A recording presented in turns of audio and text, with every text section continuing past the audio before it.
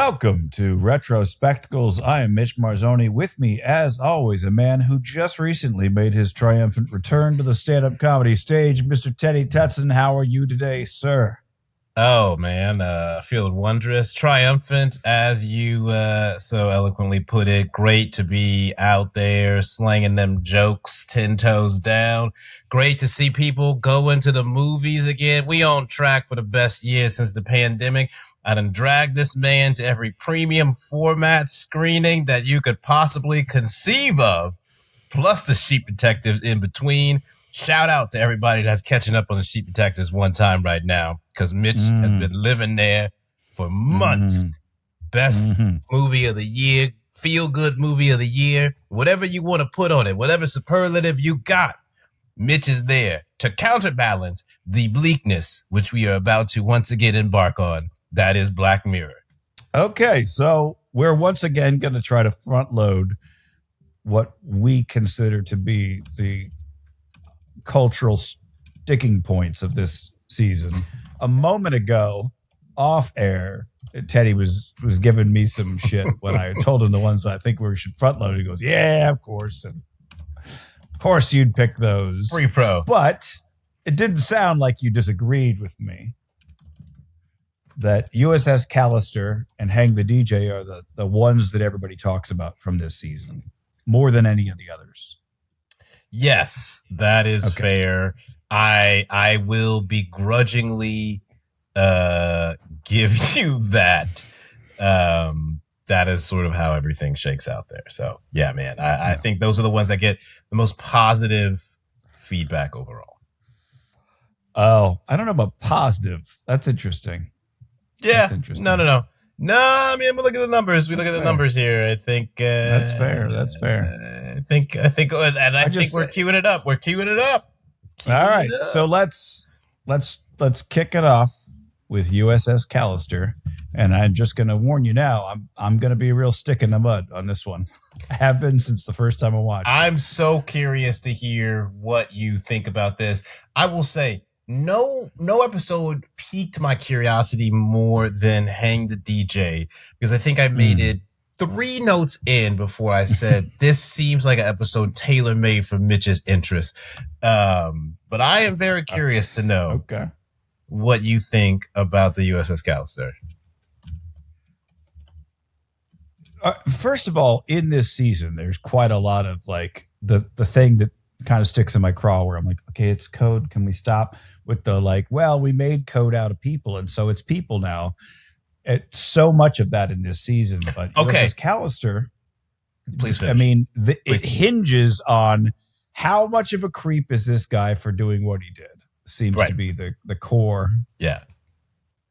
dilemma. Now, I have to say, as an immediate counterpoint, I know we're front-loading this, but as a theme running across every installment of this season, there is some sort of note, where applicable, in an episode where I'm like, this is that shit Mitch has been talking about, that these ain't real people. What he got to say now? The number of variations that I have of what's Mitch gonna say about this, okay?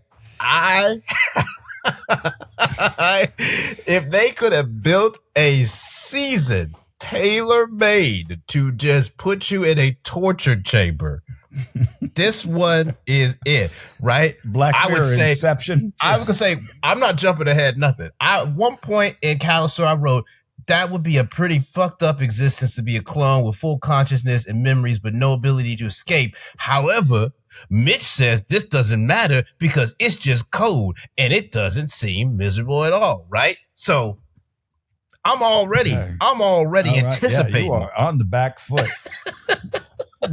Ready. So you don't feel nothing. Get him, champ. You don't feel nothing at all about this episode. This whole season don't register with you, huh? All right.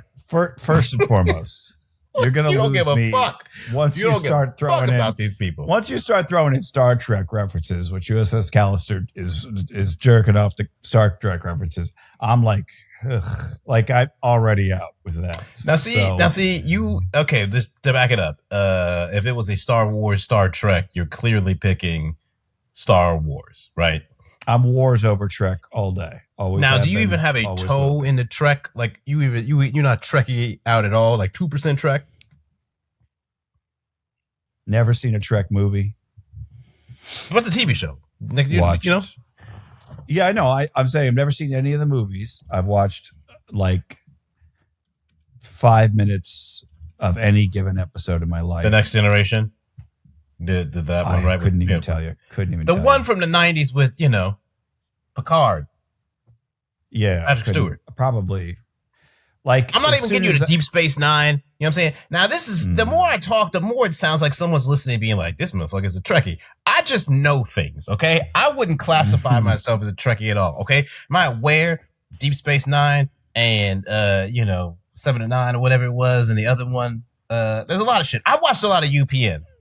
I'm a black person who grew up. That's just kind of I happen to follow the Star Trek because of the UPN. All right, I wouldn't classify myself as a Star Trek fan, but I thought it was interesting because I had the same immediate vibes. But come to find out, it's less of a Star Trek thing fandom episode and more of a what have we never done before, right? And it was basically space, police procedurals, and musicals while they were on the set of Playtest shooting that episode. That's where the idea came out of literally what have we really not done? And it's that coupled with the reaction, happening with Sandra Pero, right? And how can we do not everything being kind of super bleak, which I think shapes the season 4 themes, because it's all happening in the same piece, right? Season 3, season 4, they're all happening around the same time from the same budget or whatever. Yeah. But I had that same thought where I was like, there's got to be some Star Trek, and I don't really watch it, not out of any maliciousness, all right? But Doctor Who. I was like, there's got to be some Doctor Who shit happening here that I just don't know. The director of the episode and see, was there Doctor it is. Who guy. There it is, right? So there's more. I feel like there's more Doctor Who direct fingerprints than Star Trek. Now it happens to be that there's Trek elements there, but you came out with some hateration in this dancery. So much. One could probably dip one's toe into a Star Trek episode or movie and have a good time being unaware of the larger context. But it does not seem that there's any way to dip a toe into Doctor Who without being mired in the muckety muck of Doctor Who, because it's such a long running story. Yeah, you just complex. I'm just like, you know what? That's for you. It's overwhelming to think about getting into Doctor Who at this stage of life, where it's like I don't even know. I remember you needed to do it in a very early stage of your life. Like I remember you 57 years old in the Doctor Who? You don't got that kind of time. Yeah. Sorry, man. You're not going to make it to the end of this one. I don't care how retired you think you are. You don't have the time. There's not enough leisure for you to catch up and be current. You still got a sleep schedule, right? Yeah. I remember something like 10 or 15 years ago, one of the many who's going to be the new Doctor Who, whatever the fuck. And I think it was the Nerdist they had, obviously they were all about anything Doctor Who. And they had a YouTube video that was like explaining Doctor Who for first timers. And the runtime was like 4.5 hours. And I was like, yeah. Right, and that's the abbreviated version. Listen, if your Cliff Notes is 2.5 Christopher Nolan movies, I'm out. If I gotta go to a semester at uni to get up on Doctor Who. So back to the episode itself. Sure, yeah, right. The space base, the Black Mirror episode. Sure. Yeah. So now you don't like nothing about the code. They lost you on a Star Trek strike one. They lose you on the fact that you got to give a fuck about human consciousness because Mitch say that ain't nothing but code to me. This one is even less easy for me to get into because it doesn't involve the consciousness part. It's DNA, and a computer reads the DNA and then factors in an entire personality, which isn't how DNA works or consciousness. So you kind of lost me from the get-go. I have to put that aside for the purposes of enjoying the episode, but I just kind of can't. That's really hard for me because I'm just like, I just have to trust that this technology does the magic thing that you're talking about. Now, yes, you could argue like ghost stories and whatnot, but it's like there's at least a consistent logic that I can follow. Whereas this with ghost stories, all the logic with ghost stories, there's a consistent logic. What, you die, you a ghost? Yeah, I mean, like, yeah, essentially, sure. I love how you were about to start going a little deeper, and then you're like, nah, actually, that's it. That's it. You got it. You got it. Every issue falls into one of two buckets. You dead. You go. Okay. Yeah. I'm saying like I can suspend my disbelief for the purposes of fiction quite often, but just for some reason when it comes to certain technology, I just have you too close a block. I think in this case, I'm just like, what am I supposed to believe that DNA would create a personality based on somebody's lived experience? Yeah. We out here with that level. We got San Junipero. That's what I'm trying to. But that's supposed to have read you're supposed to. That's more of a virtual reality experience, which I understand. That makes sense to me. But this is a virtual reality experience based on tissue, based on DNA remnants he got off. Okay, of a Petri but we dish. got old whiz kid boy out here, right? You know what I'm saying? You know, yeah, so but it doesn't involve the brain. What I'm talking about. It's just like there's cells, and it's like, why would you need their DNA? You could just use a photo of them if you're trying to construct what they look like. You're not getting the essence. You're not telling me. But you're not getting the essence from the DNA either. You're not getting somebody's personality. You're telling me that you can't get personality just from DNA passing because you're not getting the brain or the consciousness? What about the entire circle of life? You're not getting a brain when you have the whole IVF or whatever. You're getting DNA. You get DNA. You could take two clones and put them on opposite ends of the world, and one you make the son of a sultan. You trying to bring in nature versus nurture here? Is that what you're trying to do? You're bringing in nature versus nurture to the. That is right. I'm saying you cannot ignore nurture. You can't say it's 100% nature. First and foremost, the accent, right? The tonal changes. So you don't think that none of that would be in the DNA. You're not controlling for that, right? You're not saying that Daly isn't out here building the DNA through whatever process and channels where he's triangulating against all the other information that he has from these people through social profiles and et cetera, right? Like you're building the DNA as a part of a larger mixture of shit. Do we really ever see the full thing that he uses to build these entities He plugs it in. The computer does a bunch of the computer does a bunch of shit. It does a bunch of shit. Right, but the computer doesn't have all that other information. You don't know. You have no idea what that man's raggedy ass all we saw him do is put a Petri dish down. He didn't take a lollipop, right? You didn't see him build an algorithm. You didn't see him. He didn't go like, here, let me tell you a couple more things about. All right, let's take a step back. Let's take a step back. Because this is clearly a very methodical, diabolical supervillain motherfucker. Right, okay. Now, I'm sitting here watching. I'll say this. I believe that he could have, if we're accepting this technology exists in this world of Black Mirror to the way that it does, right? Because I keep asking myself throughout season 4, which is, okay, do all of these technologies exist within the same realm? Right. Continuity, right? Are we slicing things off delineation as everything is, right? Does everything happen there? Yeah. And it kind of seems like at certain times there are, right? So you can do some crazy shit like this where you are able to take essence, consciousness, personalities, all those traits, attributes, etc., diffuse them into your fucked up, game, simulation, whatever it is, right? This man's level of attention to detail, to a degree, would strike me as someone who is capable and willing to build that apparatus that he could just grab your DNA and he already pre-programmed it. Hey, man, I'm coming back here in 15 minutes with old boy shit. You already know what to do, right? He's got that kind of thing. Again, the whole approach to Tommy and what he did with that boy. Because I'm sitting out here as soon as that speech started, and I was like, hey, man, he about to say some real bad shit, right? Is happening to him. James Walton, right? Walton is the other co-founder.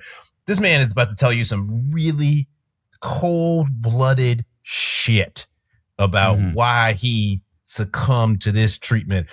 And that would definitely do it, right? Getting your child, and this is what I'm saying, this is the ultimate challenge for your code. Ain't no people, ain't no nothing, right? That's just supposed to be code. That's code, that ain't real, ain't no human in there. That man has to watch, and the balance between the real life acquisition of his child's DNA, right?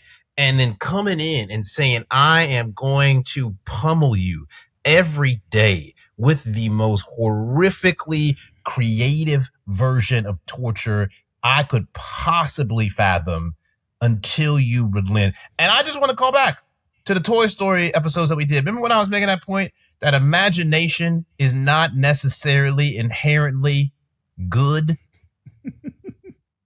Yes. If ever there was another example, about Your the Honor, neighbor. about Sid, creativity is not inherently good. It's not a positive. This man daily showed y'all some real ingenuity that is a net negative in terms of interpersonal societal downstream effects, right? We can't just go torturing people by throwing clones of their children into space every day. But that wouldn't work on Mitch, would it, audience? Because that's not a real boy. Mitch is out there looking him in the face, being like, throw that boy in space every damn day. I don't give a fuck. That's not my son. You're not gonna break me. You never gonna break me. Put that boy in space until the fucking cows come home. Is that not right, Mitch? Mitch is out here waking up every day, just ready for Daly to come in, being like, throw that bitch ass boy in space again. I'm ready. I'm ready for it. No tears. I think if it was like, okay, virtual reality experience, we get into it very similarly to San Junipero. Well, how can a guy put people in there against their will? Well, we can't do the whole thing where they got to scan stuff and they go under and the thing on the chip and that's way too obvious. We need to, what if DNA? And that seems to have been the what if DNA. And that's where I'm like, okay, you lost me on that. Because I just can't buy into what if DNA does all the things that we're talking about with the consciousness and the virtual reality stuff. Insofar as it's virtual reality, the other part is, again, why I like San Junipero is they're all very well aware that they're in virtual reality. That, no issues. Love San Junipero. Again, my only thing was at the end when it's like, okay, do you want to live like that after you pass? Does it work? Would your consciousness, even they seem in the episode to not know if the consciousness would transfer. And I said, I'd give it a shot because the alternative to me is fucking nothing. So why not? But that I'll allow as like a who knows. But you mean if you were in just the crew, like so far out of like, what are you talking about? Okay, you created an avatar out of DNA that also has the same memories, knows the child's face and name and like none of that is in DNA. I don't think I'm not a scientist, but I don't think any of that is in DNA. I'm almost certain it's not. So that it's just I get it. It's kind of what is it? Deus ex machina. It's a God in the machine of sort of like blah, blah, blah, blah, DNA. Anyway, we're in virtual reality. He tortures people. And I'm like, okay, I'm trying, but I'm a stick in the mud on this one. It just doesn't. From the get-go, I'm like, this is a guy playing a weird video game with people he knows about. It's fascinating. Like, he's a creep. No buy-in. I don't. He doesn't do anything technically wrong to anybody. It's okay. So what if because one of the influences, right? I think this episode's so fascinating to me also, in so that the one that you have a hard time getting invested in, buying into, is also the only Black Mirror episode to get a sequel, right?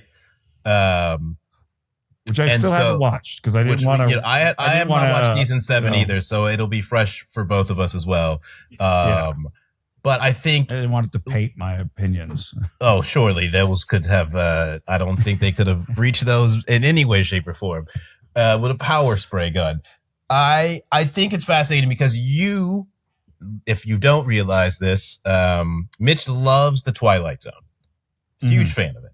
Mm-hmm. And one of the influences that Brooker has repeatedly talked about when you look at interviews and stuff around this episode is, I think it kind of interesting enough, you were asking about one of my favorite Twilight Zone episodes the other day. It's a Good Life, right? With Anthony, the 6-year-old kid who terrorizes the whole town, right? And I think, aka our current political reality. I was about to say part of the reason why it sticks with me so much is because, boy, if that doesn't describe the entire, not just Republican Party, but so much of the American elite political business cultural class in the way that Donald Trump is Anthony, a 6-year-old, in every respect that application should be applied. Description rather, and nobody wants to run afoul of him because he will just fucking banish them to some random cornfield. He has all these incredible powers, right? So you're obviously blending that with what he can do, and so it's funny because it's so Twilight Zone oriented and indebted, and you are just like absolutely the fuck dot. You can't even go. You can't even get to those bones. It's a guy playing a video game. It's really. That's crazy to me, man. That's crazy. Okay. Yeah. I'm sorry. I can't. I'm not knocking anybody's, acting or the writing or anything else like that. I'm sorry. You're like beautiful gowns. Beautiful. You lost me. You lost me at the plot. Lost me at the plot. The conception of it, the execution of it, everything related to it. Not right? For me. Like you don't even want to get into the. Or not rather, you don't want to get into. We can get into anything. No. That's not what I'm saying. That's not what I'm saying. No, I'm just gonna say your own proclivities aside, right? Right. Because I think one thing I definitely want to hear about from you, personal feelings about the episode aside, right, is something that I think we've talked about before when it comes to horror movies, when they're trying to hatch the plan to get daily preoccupied escape, right? And it's okay, I'm going to send this message to myself that Nanette is going to do, which is was it Cristin Milioti? Who, again, right? You look at some of the folks in this episode, Jesse Plemons, kind of before he becomes this elevated actor, character actor status, right? This is like just after Breaking Bad. Yeah. This is just after Breaking Bad and Fargo as well. And I'm pretty sure he gets an Emmy nomination for this as well. But when she's like, I'm going to text myself. And what I wrote down, right, is that I'm definitely texting myself. Because I know I'm too paranoid to dismiss a message from myself. Especially if I'm working in the tech field like that, right? Like if me texted me, even if it was a scam, I'm like, I gotta investigate this to some degree to figure it out. So I was curious, who are you texting, Mitch? Are you texting yourself with the same level of confidence? Or are you texting somebody else?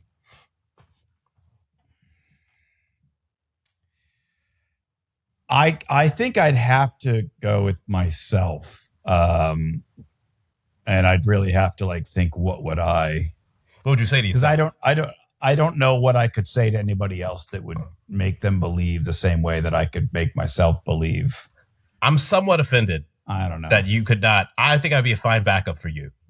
I think you could text me. You're a great backup. I appreciate that. I think you could text me. And I need you to also. Yeah.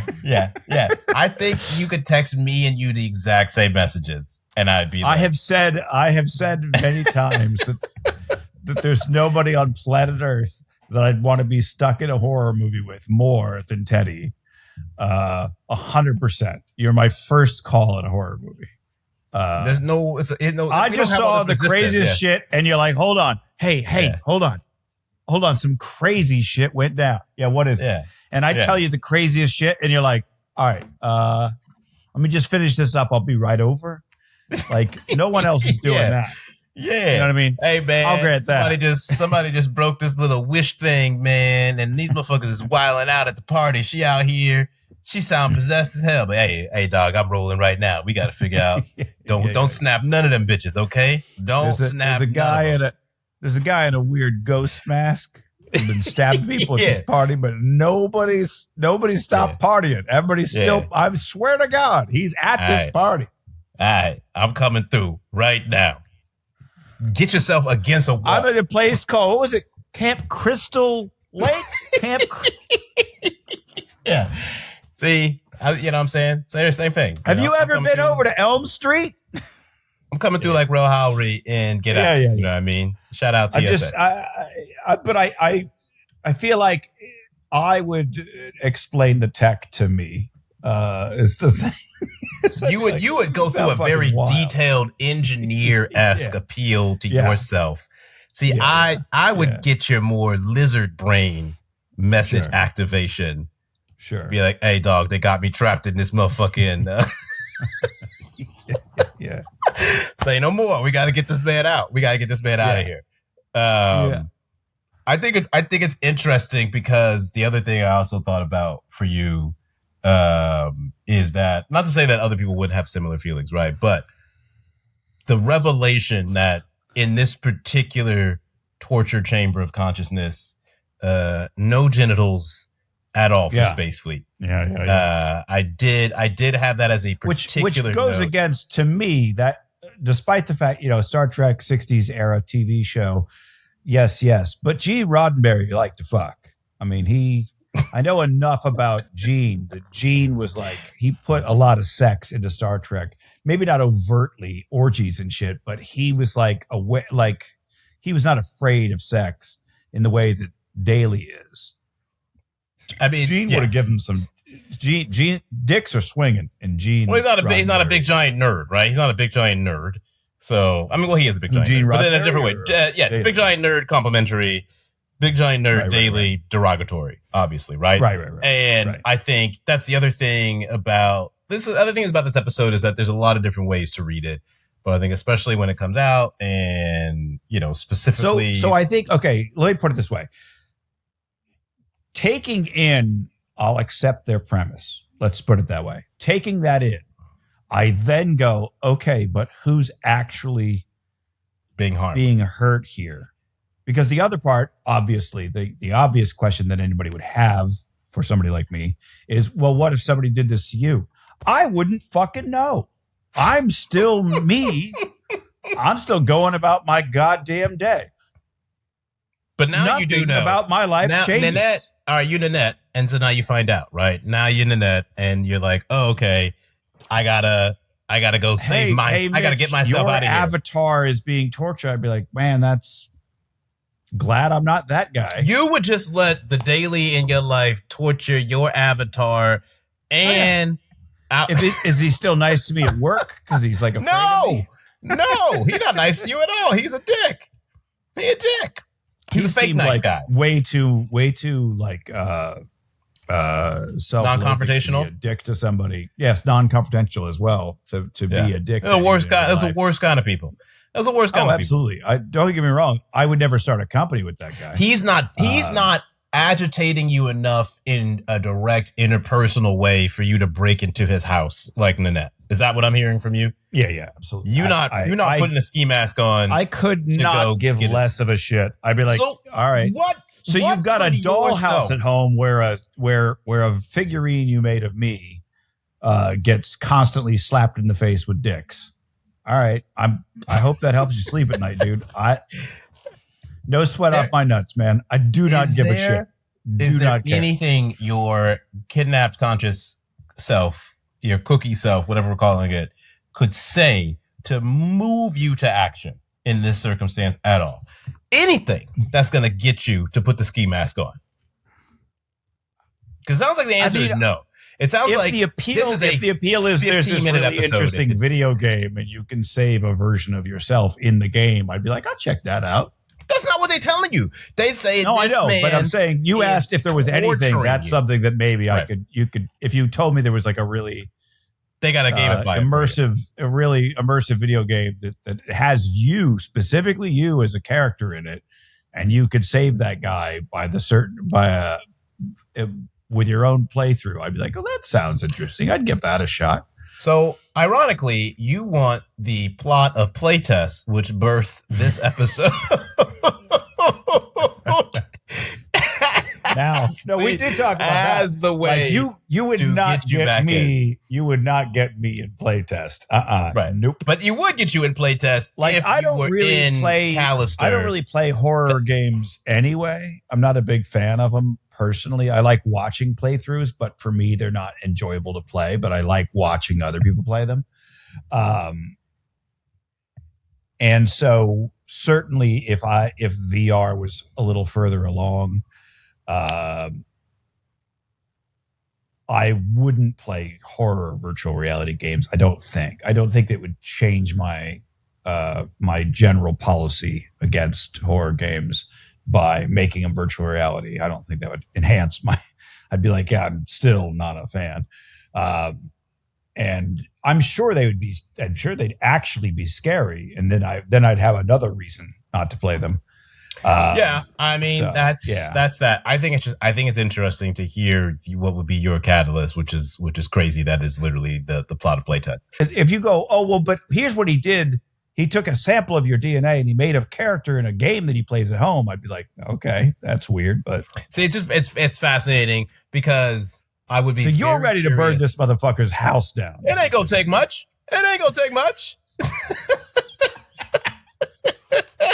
You know, cut the alarm and we came into the back door. You know what I'm saying? It's not gonna take much for me. How careful are you throughout the day that your DNA don't get on anything then? In this world? Oh, brother. Every time I finish a cup of anything, I'm lighting that bitch on fire and I'm blowing the ashes to the four corners of the earth. Spittles. There's spittles. Yeah, y'all not gonna back it up. Now you know what I'm saying? This is absolutely not. I'm incinerating all my trash.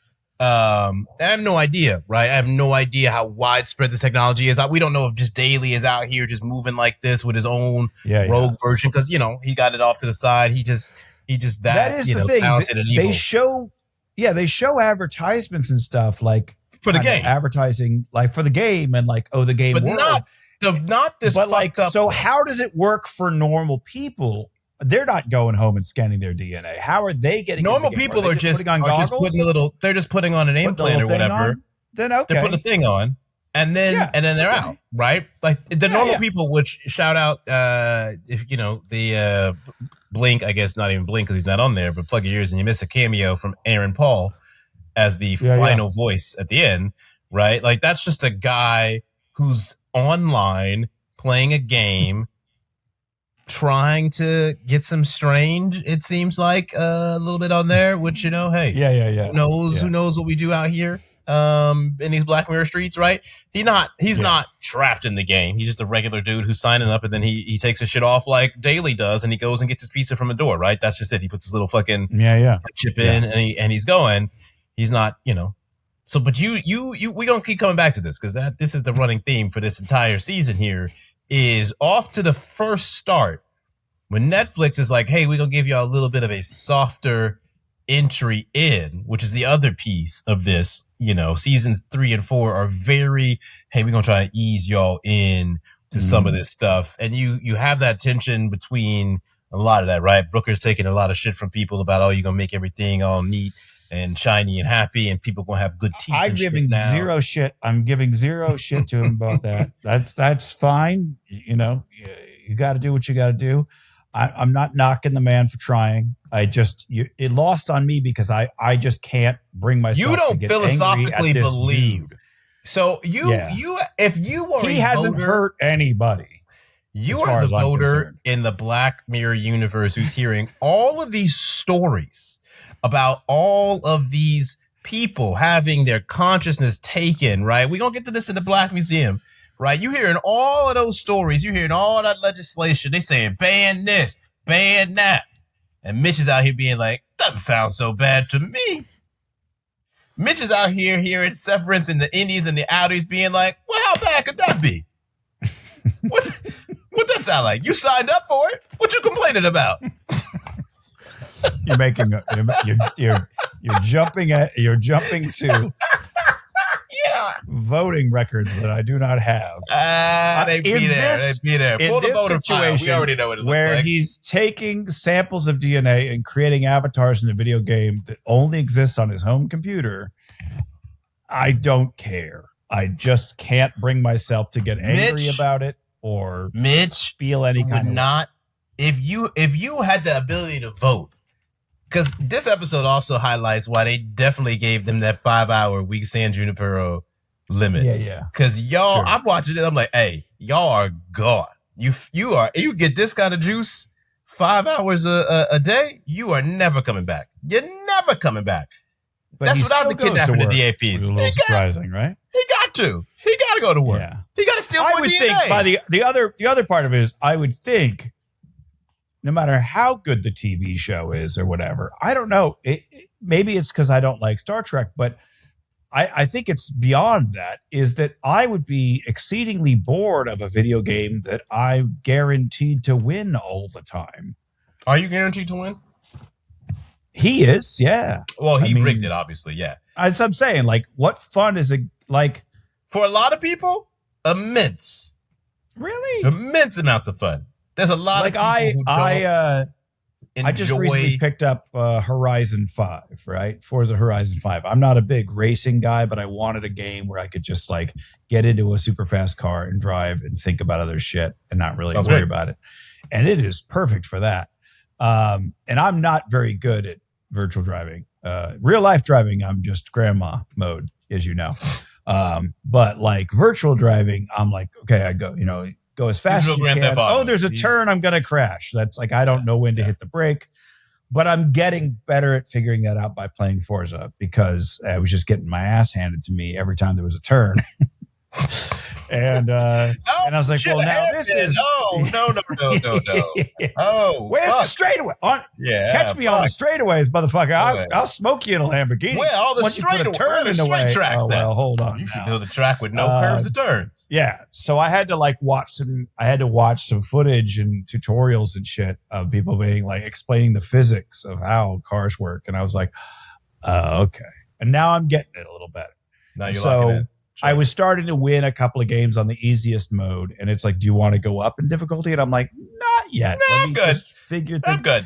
And then I started getting better at going up in the difficulty, and now I'm better. I'm not great at it, but I'm better to the extent that I'm at a high enough difficulty level where it's 70-30, like 70% of the time I win, 30% I don't. Yeah. That there's enough of I'm a going challenge back to earlier tracks that I won easier to go, okay, what if I do that again against much better racers in a much faster car? Let me try it again and get my ass handed to me. Right. In some cases, I'm like, oh, I finally figured out how I would do this track now that I know what the fuck I'm doing. That's fun. If every time I hit the gas, I was smoking them corners and it was just, what the fuck? Why even play? I may as well just watch other people play, which there's nothing wrong with that. Yeah. It is fun to watch other people video games. You want a degree of ability. I mean, and I understand that, right? There are certain games where it's like, do you want to play a brutal, hardcore slaughter mode? And I'm like, no, no. No. Yeah. I don't want that shit. I'm trying to have recreational fun. Some games are a job, and you're like, what are you doing? Do you want to wash windows all day in this video game? No, I don't need that shit, man. This is exact kind of, my brother, man, during the pandemic, my wife, we had none of us do. You ain't going nowhere, right? And so my wife started getting into video games, and then I got her into The Sims, right? And so there's a whole world of things you could do with The Sims, and she was having a ball and a blast. And my brother, bless his heart, one day he called me up because he's like, "Hey man, my wife be playing The Sims, man. She be on that bullshit where she be wanting the cheat codes because she don't want to, get money and stuff. She just want to have money to do her shit." And I'm like, "You cheating?" And I'm like, "Hey, bro, I gotta break it to you, man. Ain't nobody trying to grind in real life and on The Sims. Okay, this is absolutely not the first time." My wife was like, "The fuck you mean I don't have to do this shit? I could just have money and fucking play the game? Yeah, hook me up. I'm not trying to do this shit. No, absolutely the fuck not. You want me to raise the kids and have a job and when I got time to do all this other fun shit? I ain't got time to do any of this. Absolutely not." And he was out. He was 3-1. He was mad as hell. I was like, "Hey, you out, bro, dog. We are not playing The Sims to do the work." Okay, the fuck is wrong with you? Nobody has time for that shit. In theory, I'm on his side, but in practice, The Sims is such an incredibly boring game that I have to cheat. But in theory, I'm on his side. That then what are you doing? You're just getting free shit and not putting any effort into it. Because that man ain't never played. He ain't never picked up the sticks to play The Sims. All right, put an hour in there. Doing some shit, you'd be like, "Hey, put an hour in and find out you get minimum wage and there's no building a house with that kind of money, and you're gonna be real upset that this is not a cheat code to get a bigger house to match the neighbor." What the fuck you mean? Everybody in the neighborhood looking at me like I'm a broke ass piece of shit. The other piece where I 1,000% side with Walton is Daly's decision to do a Christmas Eve launch. What? You trying to launch on Christmas Eve? No. Now that, I agree with you, but also it was a mistake he wasn't paying attention. I don't give a fuck. Which is a failure as a CTO. Huge failure as a CTO. The guy was like, "Hey, we're ready to roll with the shit right now, but we could also spiff up some other shit, but it wouldn't be ready till Christmas Eve." And he goes, "Whatever." Right. You know why you not paying attention? Because you out here shooting children into space, dog. You out here. You're over here thinking about creepy shit that you're going to do with the Nana character. You out here crying in a way that Mitch doesn't care about this, but you know who does? The shareholders of Space Fleet or whatever the fuck this game is. This is partially on Dalton because I would have said, Did you Walton? I would have clocked early on that my co-founder, co-creator here, co-founder. I would have clocked early on that my co-founder is prone to fits of, and not paying attention. So I would have been like, all right, whenever we're getting close to a launch, if there's any change in the schedule whatsoever, I need a signature on a paper. Yeah. Otherwise, that's so this is 100. You putting this on? Are you putting this on Walton? I mean, I understand that. I'm putting it like 85% on Daly. Okay. And 15% on Walton for not having the foresight to be like, no. If you're going to make decisions, which I wouldn't let him, but if he's going to make decisions, I'd be like, I need paper and a signature because you've done this before.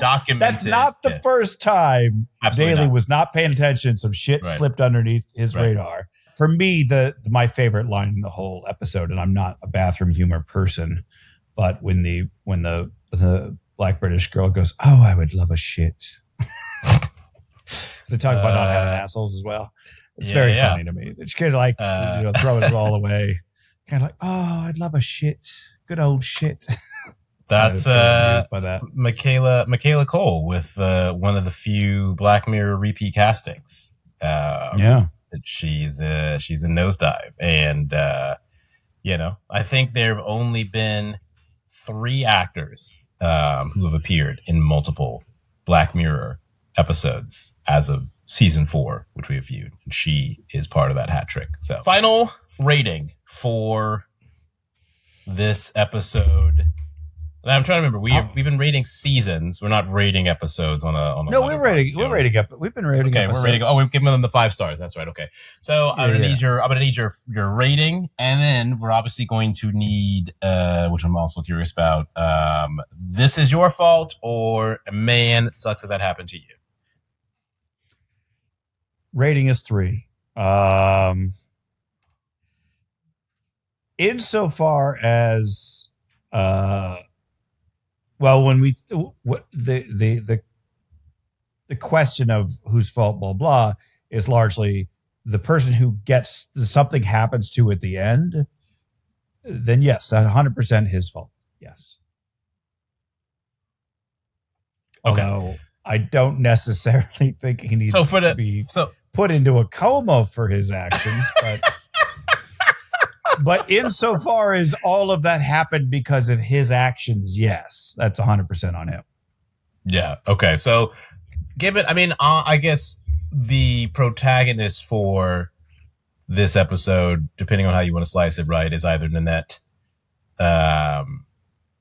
or Daly, and depending on which sort of POV that you're trying to. It sucks for her. None of that's her fault, right? But for him, but insofar as like when we're talking about humans, it is a story about his human ass getting stuck in the VR, and that is definitely and that's your fault. It's your fault.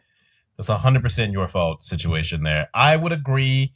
I give this one I go back and forth between like a 3.5 and a 4, to be honest. But I do agree with you that this one comes down on this one is 1,000% your fault. Big dog. Yeah. 1,000% your fault. Okay, so next up we have the much discussed Hang the DJ, about a novel dating app. Yeah. Now, the first question out the gate, and I and many listeners are curious about, would Mitch sign up for this dating service? Yes, it is probably the easiest question he will get this entire second. I, in fact, downloaded an app that I'm on it right now, y'all. Yeah. I downloaded an app that used a snippet of this show in a marketing campaign, or this episode in a marketing campaign. Like, maybe that's like real. Like, what if this is real life? And then like a talking head was like, I think I may have found that app. And I was like, I know it's not that. I know it's 100% not that. But let me see what you're trying to do. And of course, it's just another stupid dating app. It sucked. It was quite garbage, but whatever. It's fine. The thing that I'm struggling with insofar as a discussion about this is when I was making my notes, I was like, well, so there's 2 discussions, right? There's the before and after the reveal, because before the reveal is its own universe of let's talk about how that experience is, right? And then after the reveal is like, okay, let's talk about the service and the apparatus. Yeah. You go ahead and start, which is, I think, the actual interworkings of the system. I'm curious, as someone who's really, out there dating, has been on many of the apps and services and whatnot. Y'all got to link up for 12 hours, 1 year piece, right? That kind of service, if you take it on its face, seems wild, son. Yeah, so like on the one hand, the immediate thought I had was that would be really good to know. Because I've had dates that turned into relationships that I kind of wish I'd have known in advance they were going to go that long. I would have done things a little differently. To prolong the relationship, or what exactly? No, to be like, I'm not going to put as much effort in here because I know this thing's going to wrap up in 2 years. More like, oh, it goes that long? Oh. You're like, hey, where's the recalculating? Can we? Yeah. Can I get this down? They have no idea I'm talking to you, coach. Wrap it up. I've had like what I thought was like, okay, yeah, that's cool, casual. You got your partner or partners I'm just one of them. That's You thought cool. she was Like, swinging. You thought so she was like swinging. maybe once a month or something, you swing on through. That's cool by me. And then like a few years in, it's like, what are we talking about now? What's going on? This is You know what I mean? yeah. Okay. And then there's some where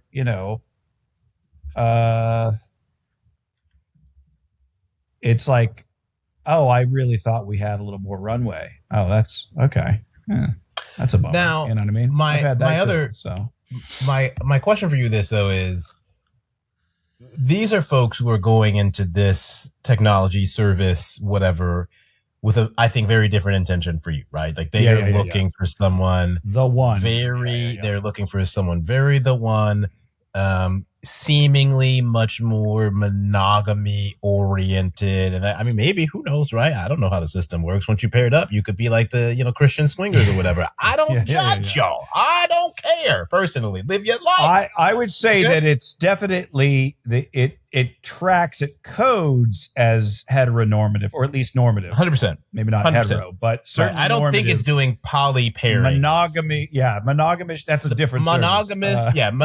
You want the service your up the road. Polycule right here. No. Common mistake. You got to go 2 meters up that way. That's up the road. Yeah. The houses are a little bigger over there. So if you take that piece out of it, right? Overall, as a service that is saying, I'm going to pair you with someone who is 99.8% compatibility, and then you can figure out the timestamp or whatever from there. But if nothing else, running through the gamut of simulations, right, to get you with somebody who you have, in theory, ideal compatibility with, I'm having a hard time finding a reason that you say no for that, especially considering that you do not give any thought to what the simulations are doing or producing, right? You don't care. You just said that I said no to that. I said I'm having a hard time seeing how you say no to that. Oh, I see. How I would say no. Yes. Me specifically, or you just mean people? No, you specifically. You very, very individual. The part that would throw me off, the part where I'm like, oh, not for me, is that, well, two things really. One, I'm not looking for the one, and two, I click that button and it says more than, like, let's say a week, or let's say it says more than like 3 months, and I'm like, especially monogamous. You try to figure out what a recalculation button is immediately. If I'd be like 91 days. I sit down. I'm having like that guy. He sits down and he's already having a fucking hard time just getting a human interaction with that lady. And it says a year. I'm out. Yeah. She says when she says, I'm like, is suicide an option? A year with this lady? This Mitch, lady, I can't be with this woman for a minute. Are you fucking kidding me? Walk me through your reaction to a person you're matched with for the first time and have immediately found out you will have to spend a year with, no walkaways, no ability to hide, who says, so you're the sort of person that makes jokes in a clearly disdainful, contemptuous fashion. Maybe one of the most British things in the, progression of the show, being like, oh, so you make jokes then, eh? I gotta imagine that is a your own help me, I am trapped in hell. Moment. I mean, I know it is for me. Immediately antagonistic mode. I'd be like, hey, get a good look at this face. A year? Oh.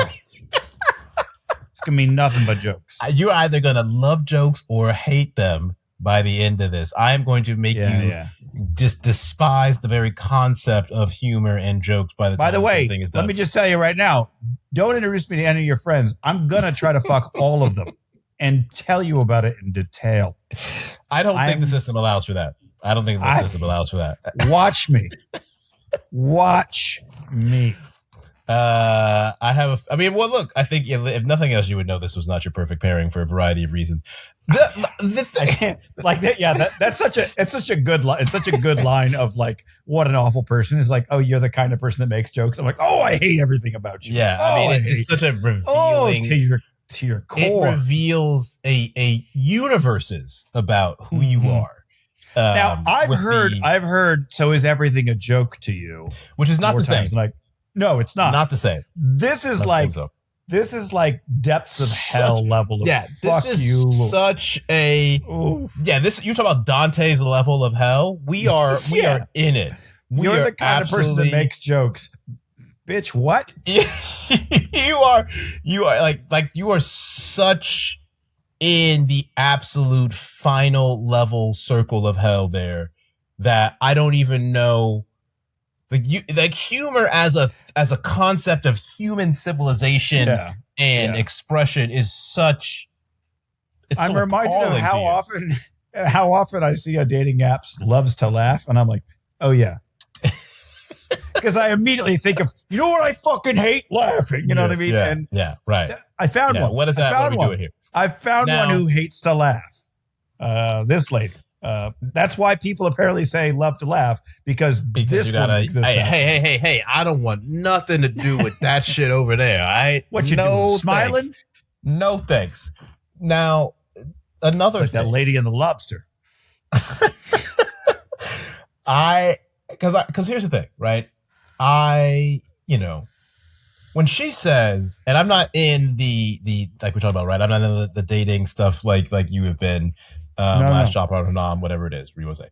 But when she says, "Oh, well, we came up with this amazing system because the old ways of doing dating were kind of mental," and it's a fascinating thing because you have a lot of the stuff in this episode present in, I think, a lot of the dating culture conversations right now, not just the technology piece, but just specifically when you look at younger generations, right, in terms of how you're approaching it, taking kind of the humanity out of the dating process, where it's like, you can't do this, you can't do all these rules. Like, something works for you doesn't mean that it works for somebody else, right? You've got and TikTok has got a new fucking phrase for a type of person every time there's a breakup. And you're just like, hey, man, I hate to break it to you. Sometimes people break up. Sometimes shit ends. Like, hey, man, that's not a type of person. That's not a thing people do. Like, you got to stop putting a goddamn label on every shitty relationship you've ever had. Everything cannot be classified. Yeah. Not everything is a new pet theory, right? But I think there's so much. Is it love bombing, or is it the honeymoon period where you fucking flirt with each other a lot? How about that? How about, have you fucking met a human? There's the depersonalization of dating, it seems like, in a lot of respects, from the stories that you hear from friends and all the things that you read about, how things are discussed even by the own apps, right?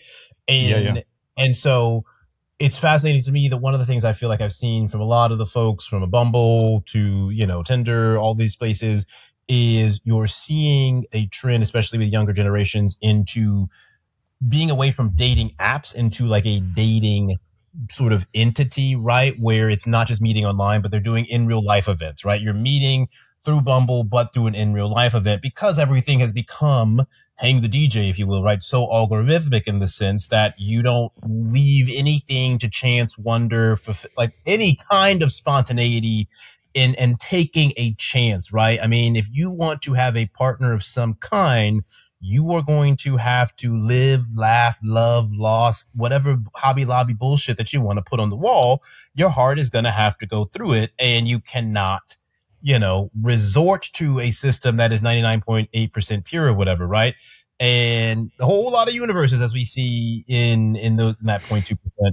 And I just think it's very fascinating because it's what you hear from a lot of, like, San Francisco types, Silicon Valley types, right? About how you can put dating and all these things through this spreadsheet and spit it out. And it's like, that shit doesn't work. I feel like might work for you a little bit, but at the edge case.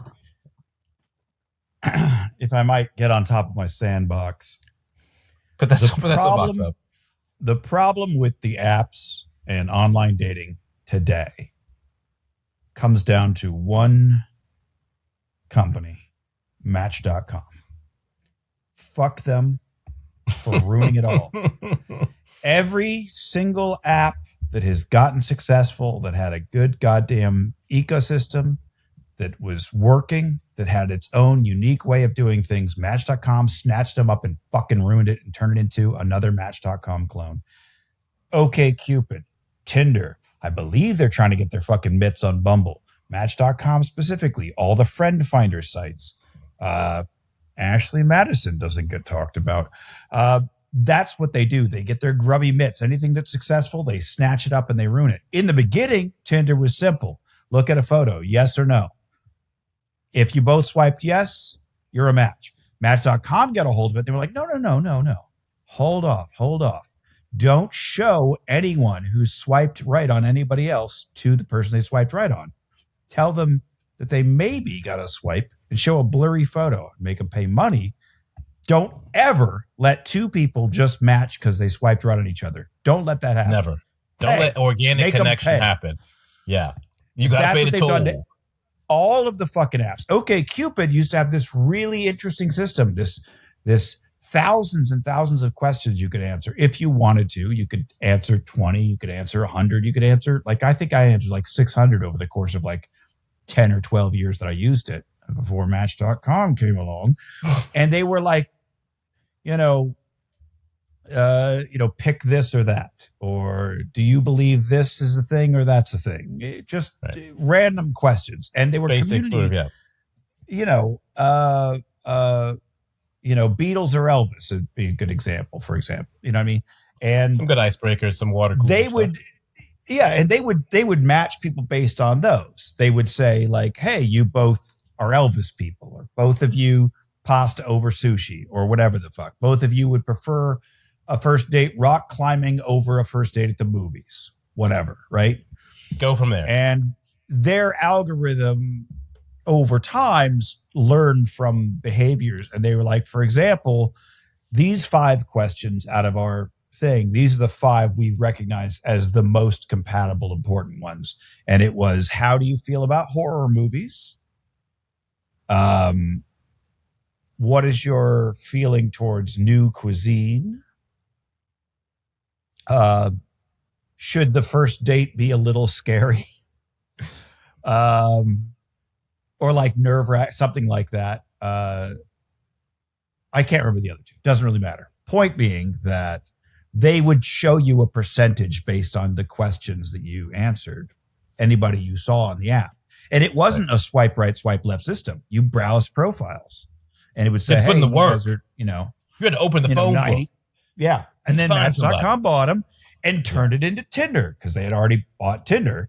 And they decided, everything should be Tinder. So they bought OkCupid and turned it into Tinder. And it became bullshit. Match.com ruined dating. And unfortunately, so many dating apps try to take after today's Tinder, Bumble, OkCupid, blah, blah, blah.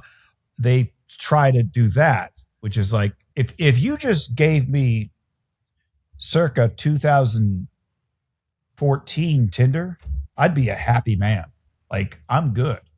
But none of them want to do that. They all want to do this. Algorithm. They want microtransactions, and they want That's the problem. It's the microtransactions. Yeah. I don't care. The algorithm, I'd love it. I'd love an algorithm. Oh, please God.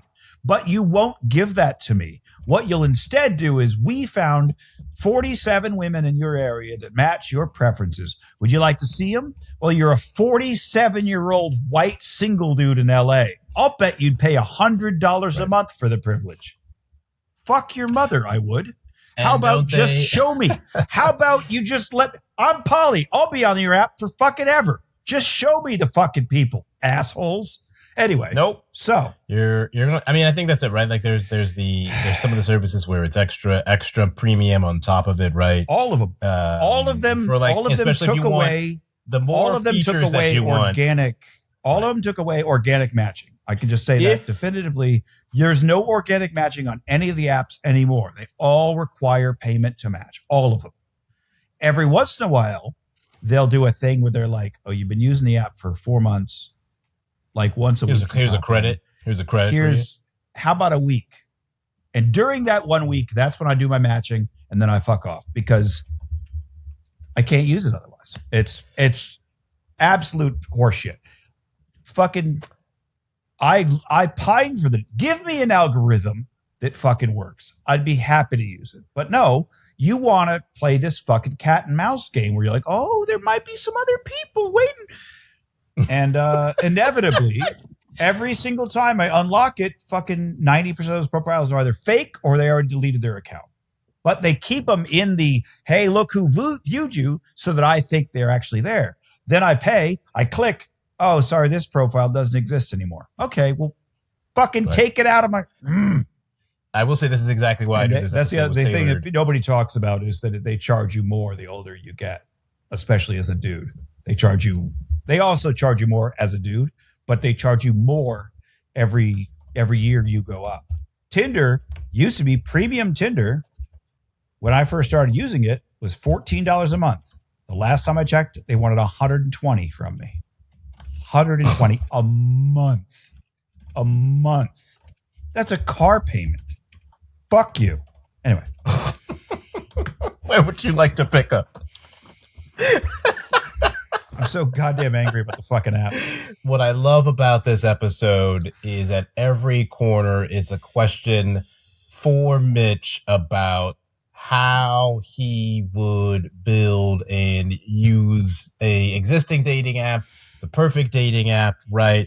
Like, the moment that Frank says, I understand I don't have to do anything, but what if I want to sleep with her? Like, that is the most basic user case that I feel like a dating app or service of this nature would have to grapple with. Like, yeah, I understand nothing is obligatory, but what if we want to freak it off right now?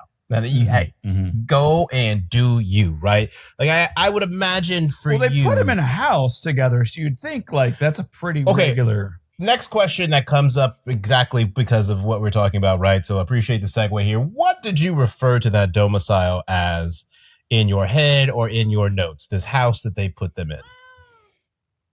Like a fuck hut?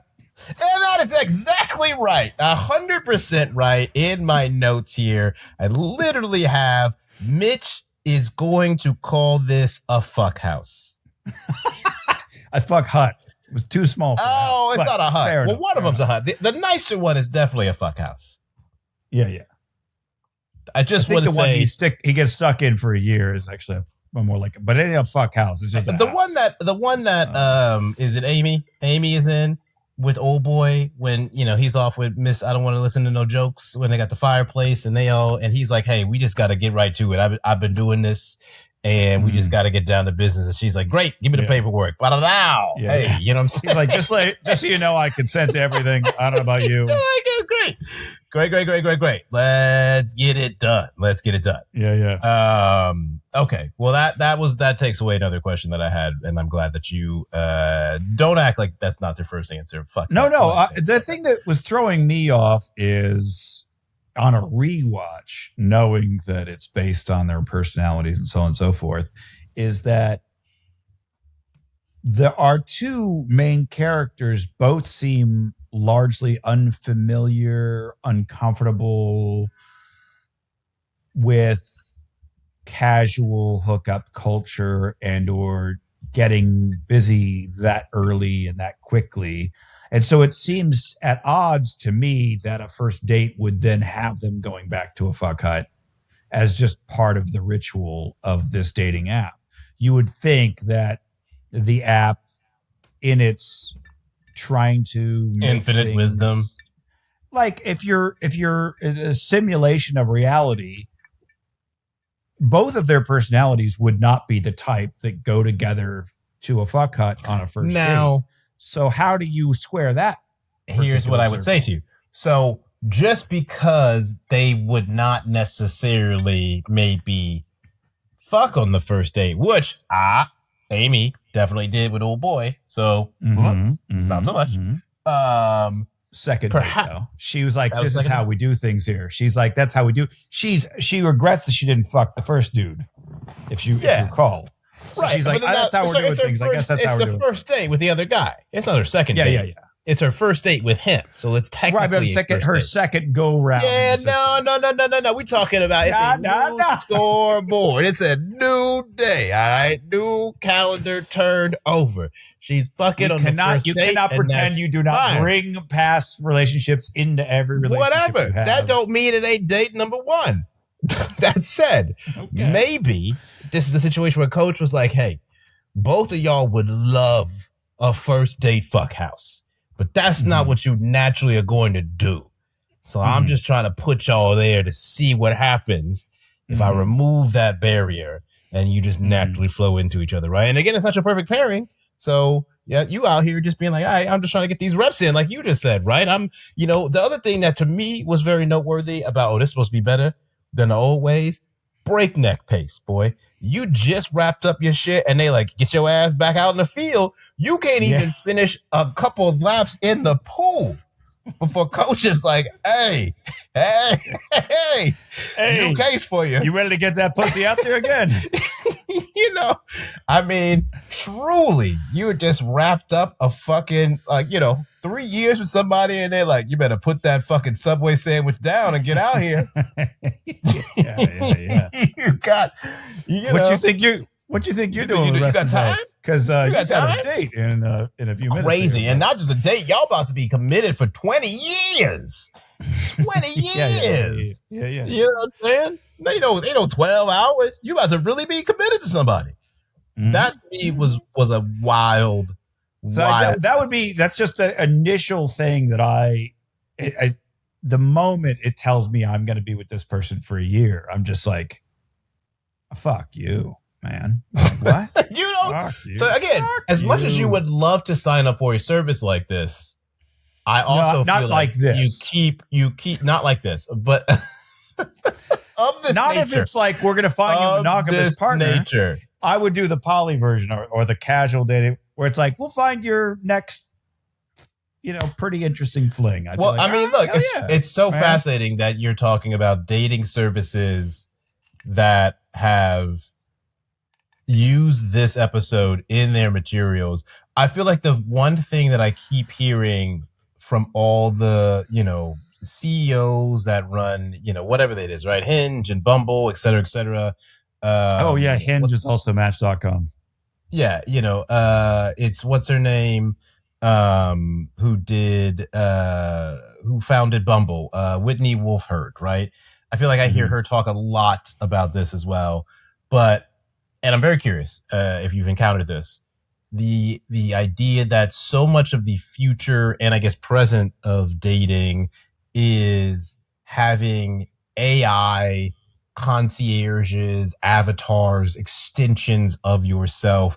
I feel like I've seen more of these stories, right? Where someone was like, oh, I met someone, I was talking to them for months, and then I finally realized that I was talking to their chatbot, right? I have not been talking to them at all directly, interpersonally whatsoever. Have you encountered that in any of your dating adventures so far? And overall thoughts on creating your own AI avatar extension of self versus, interacting with someone's, and would that be a problem or impediment for you? Fuck AI all to hell 99% of the time, including this. Absolutely including this. What I've gotten a lot is the apps will be like, hey, do you want us to use our magical AI to make your bio a little snappier? And I'm like, no, because that's not me. No, I don't want a robot to tell people what I like as a person. I'm good. I'm pretty good with my words. Yeah, right. Don't use this podcast as evidence to the contrary. But I'm a solid writer. I'm good. What I've gotten a lot of is I go to message them for the first time and the app is like, hey, try one of these phrases. Try one of these. Here's a couple pickup lines you could use. And I'm like, no. So don't care for that. I don't think I have had any interactions with people that I thought were human and where I was actually talking to an AI bot, because I try to get off the app as quickly as possible. I don't mean like within minutes, but if we're hitting it off, I'll start to kind of, hey, how are we feeling about physically Texting or something? seeing each other's, Sure. texting outside of the app? How are you feeling about a video chat? How are you feeling about a drinks at the bar? But that would not preclude, let's say you have drinks at a bar, let's say you have a video chat, let's say, you guys enjoy a nice romantic intimate evening, right, at the fuck house or fuck hut, whatever fits your algorithmic preferences.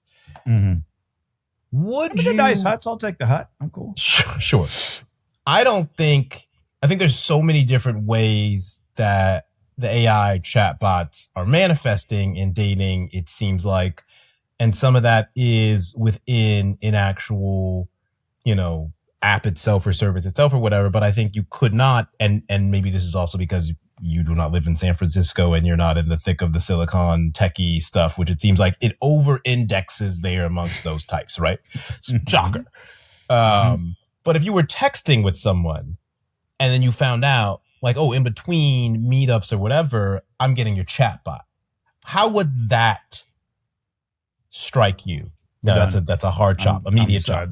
Yeah, I'm sorry. You have no tolerance for interfacing with somebody that isn't directly having their thumbs on the If you're too busy to have casual conversation, I understand that. You can say that. I'm not a fucking 12-year-old. I can understand humans having a life outside of texting all day. Okay, say that. But don't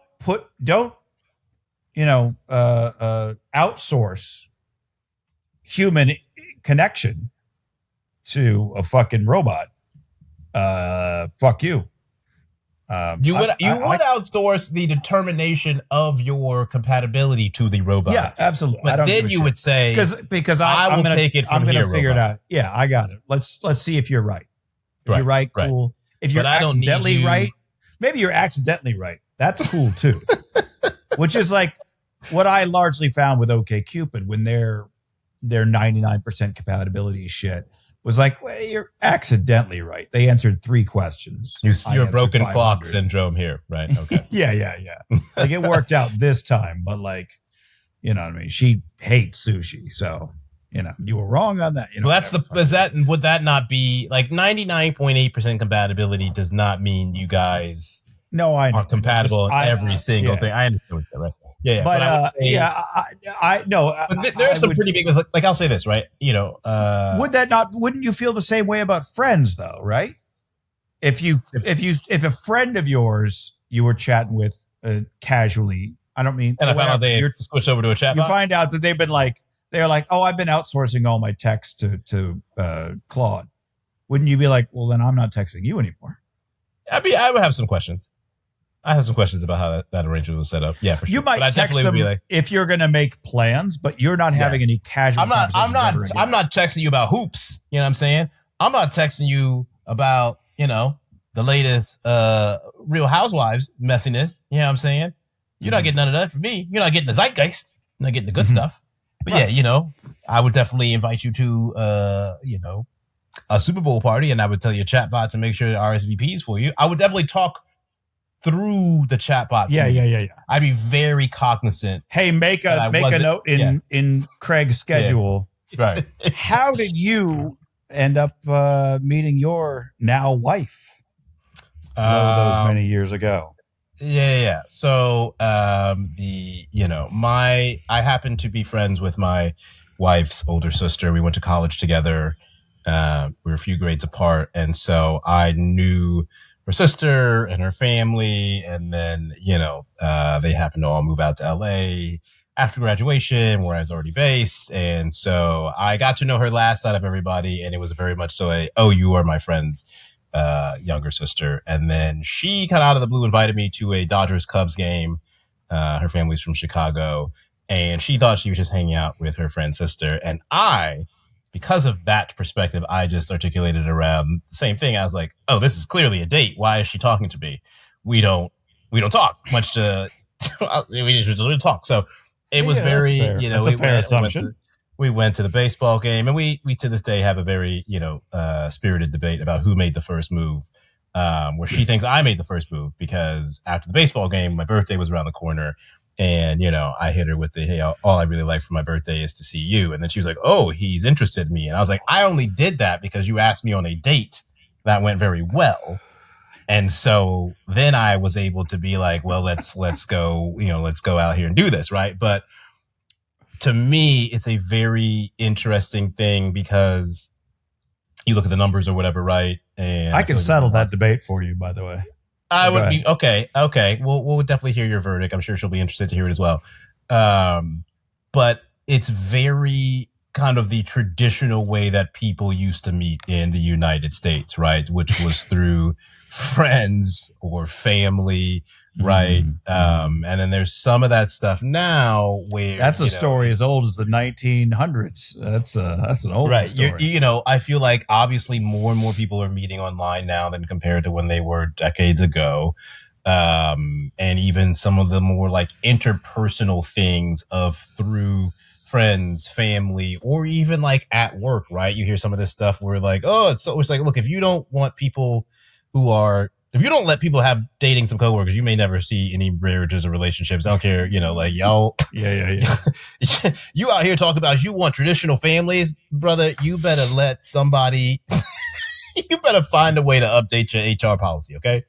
They got to dip the pen in the company ink, or there ain't gonna be no babies. You gotta have some sort of tolerance for some of that stuff at some levels, right?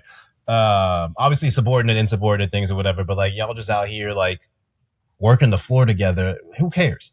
So that is it, right? It's a very sort of old school way of like we met through having already, pre-established things. And so there is some less of some of those concerns that you hear about dating right now, right? Which is like, oh, I know a bunch of people who already know him, right? So there is less of sort of the vetting and some of those things to that degree when you're just completely going online and needing to have your friends do the full throttle FBI, routine in terms of digging up everything and trying to get your knee from catfish on and all that stuff, right? Yeah, we met through a very traditional, which feels like now a bit antiquated fashion. If you were like, oh, we met through, friends, college, family, or whatever, right? Like that line seems to be consistently trending downward over the course of the 21st century. Yeah. My father had a really interesting take on it that I think he thought that I was trying to tell him that he was wrong. And I was trying to say, no, but okay. So his take was essentially, he's like, when I would tell him about the apps, like OkCupid, for example. And he was like, yeah, see, that all sounds great, but I would have never met your mother if I knew that she didn't like boxing. Right. Yeah. And I was like, it turned out he very specific reference. I would later find out that their first date, my father took my mom to a boxing match. She was miserable, but she was like, he's the hottest dude I've ever seen in my life. So yes, I will sit here and watch this thing. And that is truly, I'll watch two dudes beat the spit out of each other, but I'm going to get some dick at the end of the night from a hot dude. Marriage, I'm down. bad marriage. That is how life works sometimes. Trade-offs and compromises. I fucking hate everything about this, but I like this person. I think they're attractive. I will endure, and we will see what comes.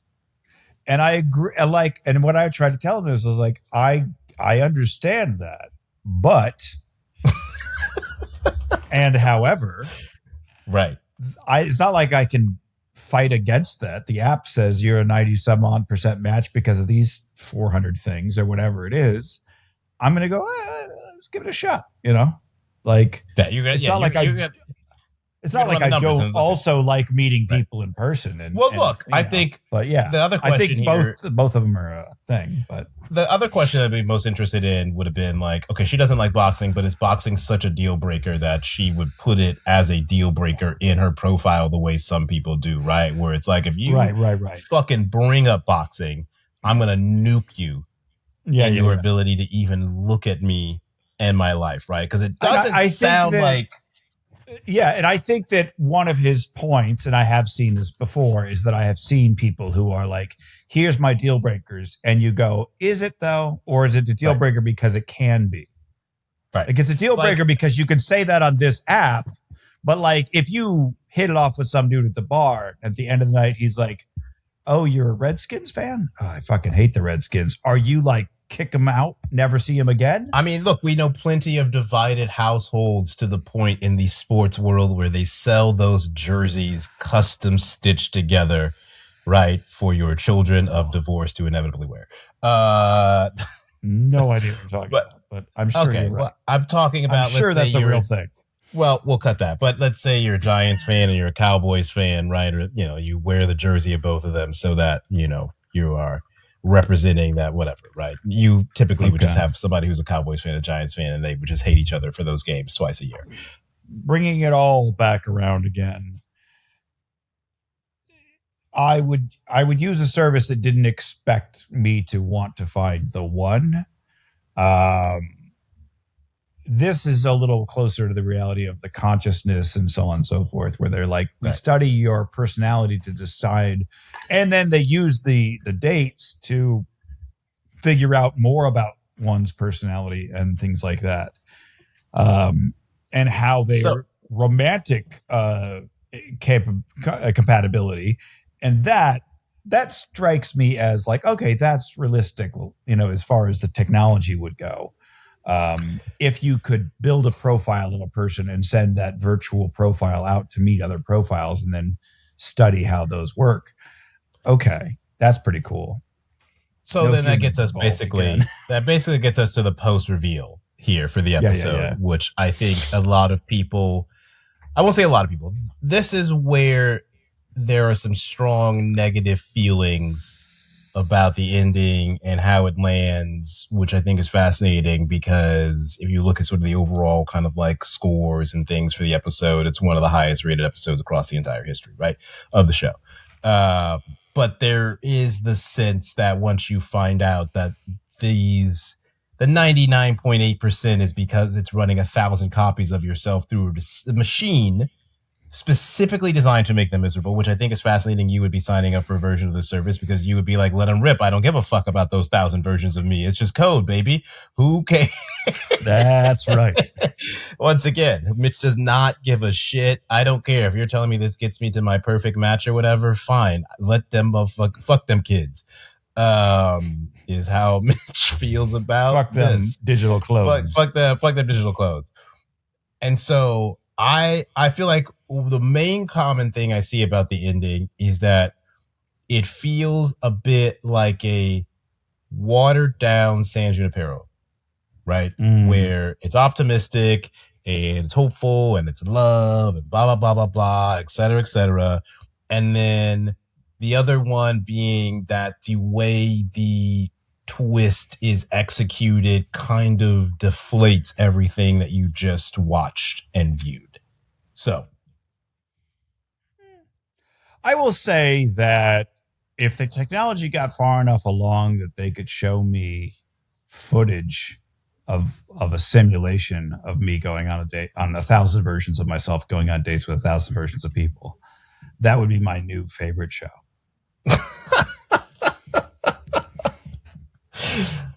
You would love to watch a version of yourself that you are not. So you're going to get emotionally invested in the code version of you. I don't know, emotionally. I'm like, you just want to see. Yeah, I want to see how I would react if I'm sitting across from a woman at a table who says, "See, you like to make jokes." Right. And I'd be like, and I find out that I got to be with her for a year. I'm like, I would love to see how I would react to that. What happens to these two fucking weirdos? I'd watch the shit out of that. Okay. Don't act like you wouldn't watch me watch the shit out of it. You'd watch that too. You'd be like, I would like to see what Mitch does too. He watching me, watching him, watching you. Yeah, I would definitely. You'd be like, hey, Mitch, how many dates did your avatar go on this week? Like, I gotta, we're looking for. I would watch a highlight reel. Look, as a guy who was thrilled when I found out that you were on the Bad Girls Club, I would be all over that footage. I cannot deny or dispute that. Yeah, whatsoever. I think it's fascinating because if you were to bring a version of that service, which it feels like when you, again, look at some of the dating apps and people are trying to do some sort of variation of that, right? Of like, how can we take your profile and turn it into a digital avatar in which we do have 1,000 simulated copies of you or whatever, right? Like if Bumble could do that shit, they would 1,000,000% do that shit, right? But I think you are seeing more services where I'm sure you probably signed up for some of these or certainly looked at them, right? Where like you don't have profiles, there is no browsing, there is this sort of coach-like figure that's just like, here's a person for you based off of me scanning and looking. You are getting more and more of that stuff. And then I think the other pendulum side of it is people who are like, I'm going to go out and, be in real life and be outside. I'm doing those now to too. people. Yeah. And that seems like that can be a real, worlds be colliding if you've been a little bit too online and digitally oriented, and now you're coming out and seeing the sunlight for the first time. As a metaphor, not literally. Before Mitch pulls out the soapbox again to start railing against big dating apps, final verdict. I'm gonna cut so much of that. Most of this episode is cut. Yeah, this is gonna be a 25-minute episode. You thought it wasn't 20. It's 20 when you get it down. Final verdict on Hang the DJ. And I did have one other thing to say. It has nothing to do with dating apps whatsoever. I cannot believe that Charlie Brooker, masochist that he is, went back to the Morrissey well. Name the episode after a Morrissey song. I'm like, you want to deal with that dude again? And name the episode? You're putting a lot on the line. Hey, man, that's what the Netflix money is for. That's what the Netflix money is for. He loves getting them to cut the check. Yeah. He had to be like, hey, you're my Morrissey liaison at Netflix. Yeah. I'm going to need you a couple times a year to go secure. All I need is the song "Hang the DJ" for the end credits. It's kind of important. And they're like, that sounds easy. Have you met Morrissey? It's not easy. We did it last year. I'm gonna give this 4. Good 4. Okay. Yeah. I genuinely I will say this. I'm sorry to cut you off. I will say this, despite how I talk and appear and everything else, deep down, I don't know what part of me, only up here and only like in movies and TV and shit, I'm a big old romantic softie. I love a love story. I cry at every wedding proposal I've ever seen, no matter how stupid or cheesy they are. I don't care how TikTok, algorithmic, fucking fake they look. Every fucking time I cry. I'm an awful efficient at weddings because I cannot get through the shit without crying. So I thought it was a very sweet love story and loved it. Yeah, I give it a 3.5. I take a half point off because of all that shit that he said as a positive. Quiet to the other side of the ledger. No, I mean, I thought it was good. I thought it was okay. I do come down on the side of, I thought the way the ending worked kind of took some of the air out for me. I understand and appreciate, what Brooker talks about, right? Where he doesn't want, with how it comes to Netflix and all this stuff, right? It can't just be a bunch of, bleak shit every single time, and be very British and miserable and et cetera, even though that is part of the appeal. But I think there's just something about it does feel a bit like a retread of San Junipero with less of the charm for me. Mm-hmm. But it's enjoyable. It's good. And fault. I mean, they both signed up for it, so it's all your fault. It's all your fault. There's no nothing real bad happens, but yeah, it can't. I mean, it doesn't because that's the ending, right? Like this is both of your the accountability really, rely. You both signed up for this, on both like, of you. Yeah. Even though all of your versions are going through hell in 998 simulations, you signed yourself up for that. So this is 1,000% you. It's your fault. Mm-hmm. We did discuss previously, and so we're going to call it here because the last episode went 3 hours long, and we're... it's a lot of Black Mirror talk. It's a lot. It's a lot of Black Mirror talk. We're going to do one more episode from this season, then we're going to split it into next week's episode. don't worry. You're still going to get hours and hours and hours of us talking about Black Mirror. Actually, we're just not going to load it all at the same time. Yeah. We're not doing condensed version of it. We're going to let this thing breathe, really. So the shortest episode we could talk about potentially is Metalhead. We'll see if the segment is longer than the episode. The least liked, apparently, episode. Yes. Black and white. I think it's the only all black and white. Yes, only black and white, correct. This one, as an episode, if you're looking at a lady getting chased by a Boston Dynamics dog. I will say, Boston Dynamics is literally all over this. I will say this is not the least liked episode. If you're looking by Rotten Tomatoes standard, this is number 2. That designation will go to an entry we'll discuss in next week's episode. And I will leave it to you as a teaser to figure out what that is. But they did not fuck with Metalhead at all. I think got a 68% on the tomato meter, right? Not going on a date with that one. This one, I think when I was writing my notes about it, to me, the premise is more interesting than the execution, right? Because the technology that it depicts and that it represents in many respects is very actively being developed, right? Is very, capable of all kinds of terrifying applications especially in the geopolitical sphere, like is being depicted here, right?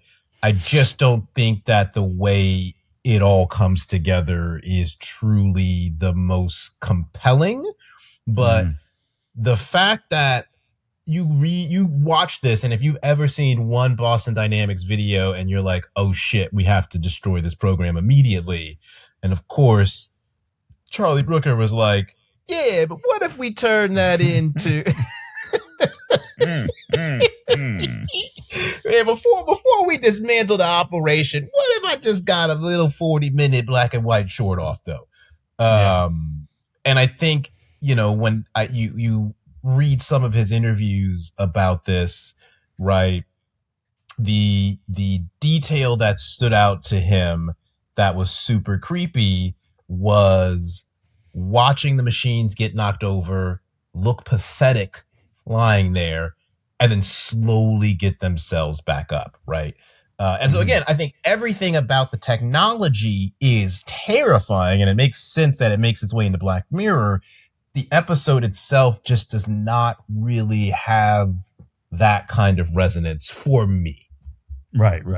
It does seem like they could have done more with the nuts and bolts. More than one of the machines would have been, amongst a whole bunch of people and for an actual purpose.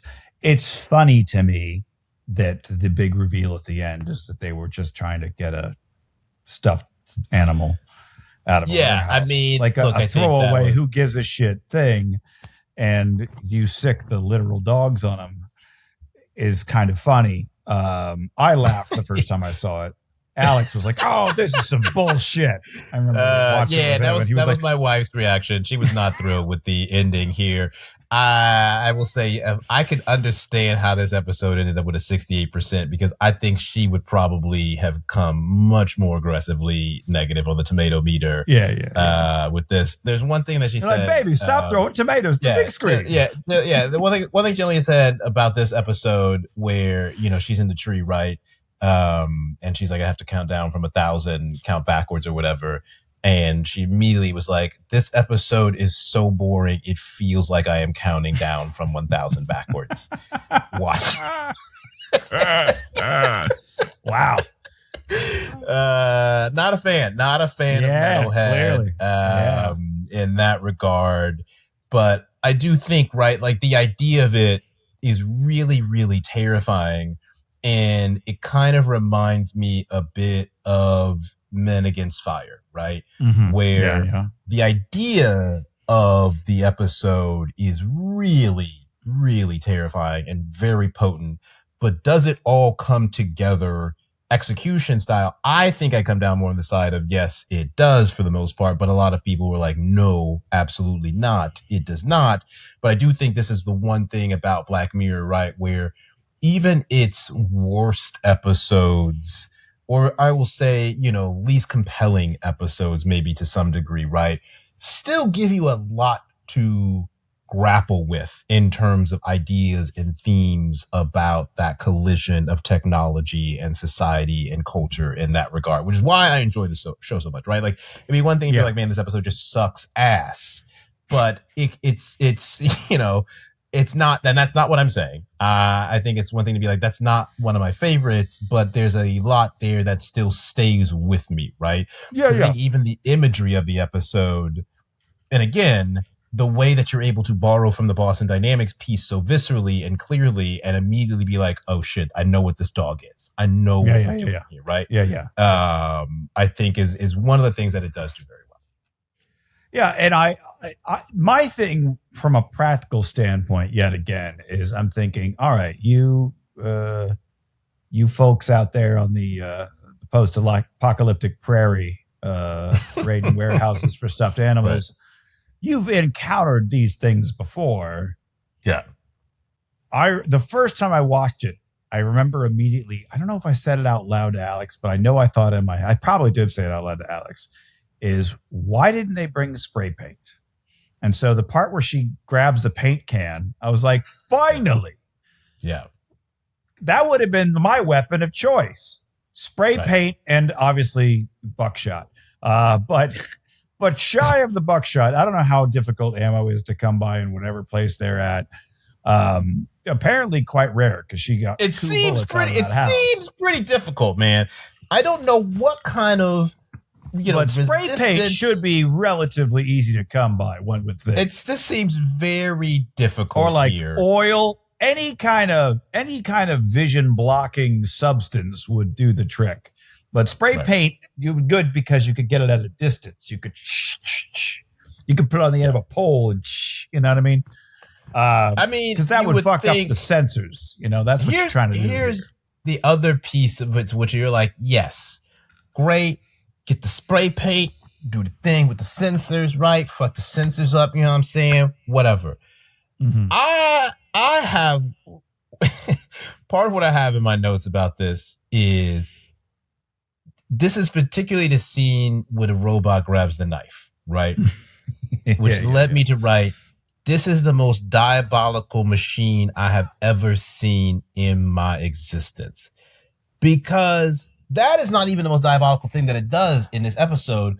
I think the most diabolical thing is the fact that when they get to the warehouse for the teddy bears or whatever, there is a fucking robo dog just sitting right behind that box, ready to go, right? Mm-hmm. Like, they have already done the math to be like, I know what your little soft, nerfy, sentimental asses are coming for. And I'm just going to chill. I'm just going to chill right here, right? Like, that's kind of what I like about the episode, even if I don't feel like overall everything works, is there are some elements there that are so bleak and so ruthless of the larger landscape. So wait. So you, in your version of this, the robot dog trained itself to get to that shelf behind that box. Here, I thought some worker was like, I'll put it here. If it's up high, it can see more of the warehouse floor. And you're like, no, the robo dog climbed up there. The robo dog was trying to climb a tree. No, in my version, the robo dog, I think somehow the robo dog, I don't think anybody came and picked it up or nothing. I think the robo dogs are supposed to be autonomous. And one of them dogs was just like, oh, this is what keeps happening, huh? The same way the dog was like, I'm going to wait you out by the tree. Like, ain't nobody put the dog by the tree. The dog just was like, you in the tree. I'm here. The dog was like, I shot a person by the shelf. Oh, next week, I shot another person by the shelf. Well, damn. I done shot 4 people by the shelf in 5 weeks. For some reason, my brain didn't go there. My brain was like the warehouse. What does that say about me? Let's get one dog up on the shelf. I'll get 2 dogs by the door. I love it. I love what this shows about each of us, where Mitch was like, well, surely there was a benevolent warehouse manager that was I like... didn't say benevolent. But like, I guess I thought there was like a player. There was a go-getter on the org chart who was I know it'd be great. I got to put this dog up here.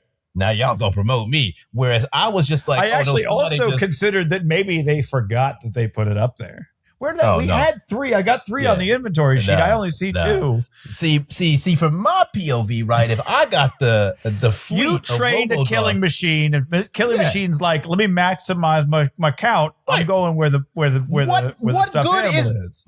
What good is building an authoritarian killing machine squad of robo dogs that can hunt someone down? Right? All on your own. We talking, I'm saying, everybody can read up on William Tecumseh Sherman and the March to the Sea, okay? I would love to have some robo-dogs burning Atlanta to the ground to help Sherman finish the job. Confederacy would have never stood a chance if we had that kind of thoroughness out there in the field, okay? The dog is hunting this woman down unrelentingly, okay? You don't need, I don't need to be anywhere near it. I don't need to dispatch somebody from the field. If the dog goes down, more dogs come to go out and fucking avenge their death, which is what we see at the end, right? Because the thing I kept saying to myself while watching this, I was like Homer during the Poochie episode. Where's Poochie? Where the rest of the dogs at? How come there's only one dog? When there's one dog, you should see 10 more dogs over here. And then finally we see the rest of the dogs come because the dogs are so efficient, I don't need to have all of them. Like, if I have 10 dogs out there, there's some real grimy shit that I'm seeing at headquarters or whatever. But no, that's 500 people, 10 dogs. Right. Yeah, we gotta squash a rebellion if I got 500 dogs out there, right? Like, I need. I was saying 10 dogs. Every dog. 10 dogs, 500 people. I think these dogs are good enough that they could absolutely take out 500 untrained folks who don't even have enough sense to bring paint with them on a fucking suicide mission. Let's be real about what this was. It was damn sure a suicide mission. Right. But yes, to get us whoever is leading this country, society, whatever, collapsed civilization with that kind of technology is like, I should not need... The dogs are leading the society at that point. You don't think there's nobody building a dog? You think the dogs built themselves? Yeah. That's why we don't see anybody else. There's the people who put the dogs out. Human beings out there. Hey, we're gonna get some dog. That'll clean things up, and then the dogs. This is how it always goes. The dogs turn on the people who. You don't think there's no human footprint out there behind it? You don't think there's no humans? No, you mean like somebody back at base going, oh shit. There's clearly some sort of, you don't think there's a regime or something that built the dogs? Oh, you think they've been taken out by the dogs too? That's it. Yeah. Oh, so we in Terminator territory. That's what we talking about, huh? Yeah. This is okay. That's what you think. That's why the dude in the fancy house. That's why the dude in the fancy house blew his head off, because he was a part of the team to put the dogs out. And he was like, well, we're never stopping these dogs, are we? And fucking that was it. Put out in that nice ass house. I mean, okay. We don't see anybody. We don't see cars and shit. We don't see she's on the walkie-talkie. She's talking to all kind of people out there on the walkie-talkie, right? Nobody answers back. Nobody answers back. She gets a whistle. Remember, she gets a whistle. Remember, she says if you're listening to whistle, and they whistle. They do whistle. A noise. A robot could whistle. A robot. There's a whistle. No, you think it's not a fake whistle. It's a real whistle. Somebody. No, I'm saying a robot can make a whistle noise. It can't. Wait, it ain't a robot though. You think the robot's on the frequency?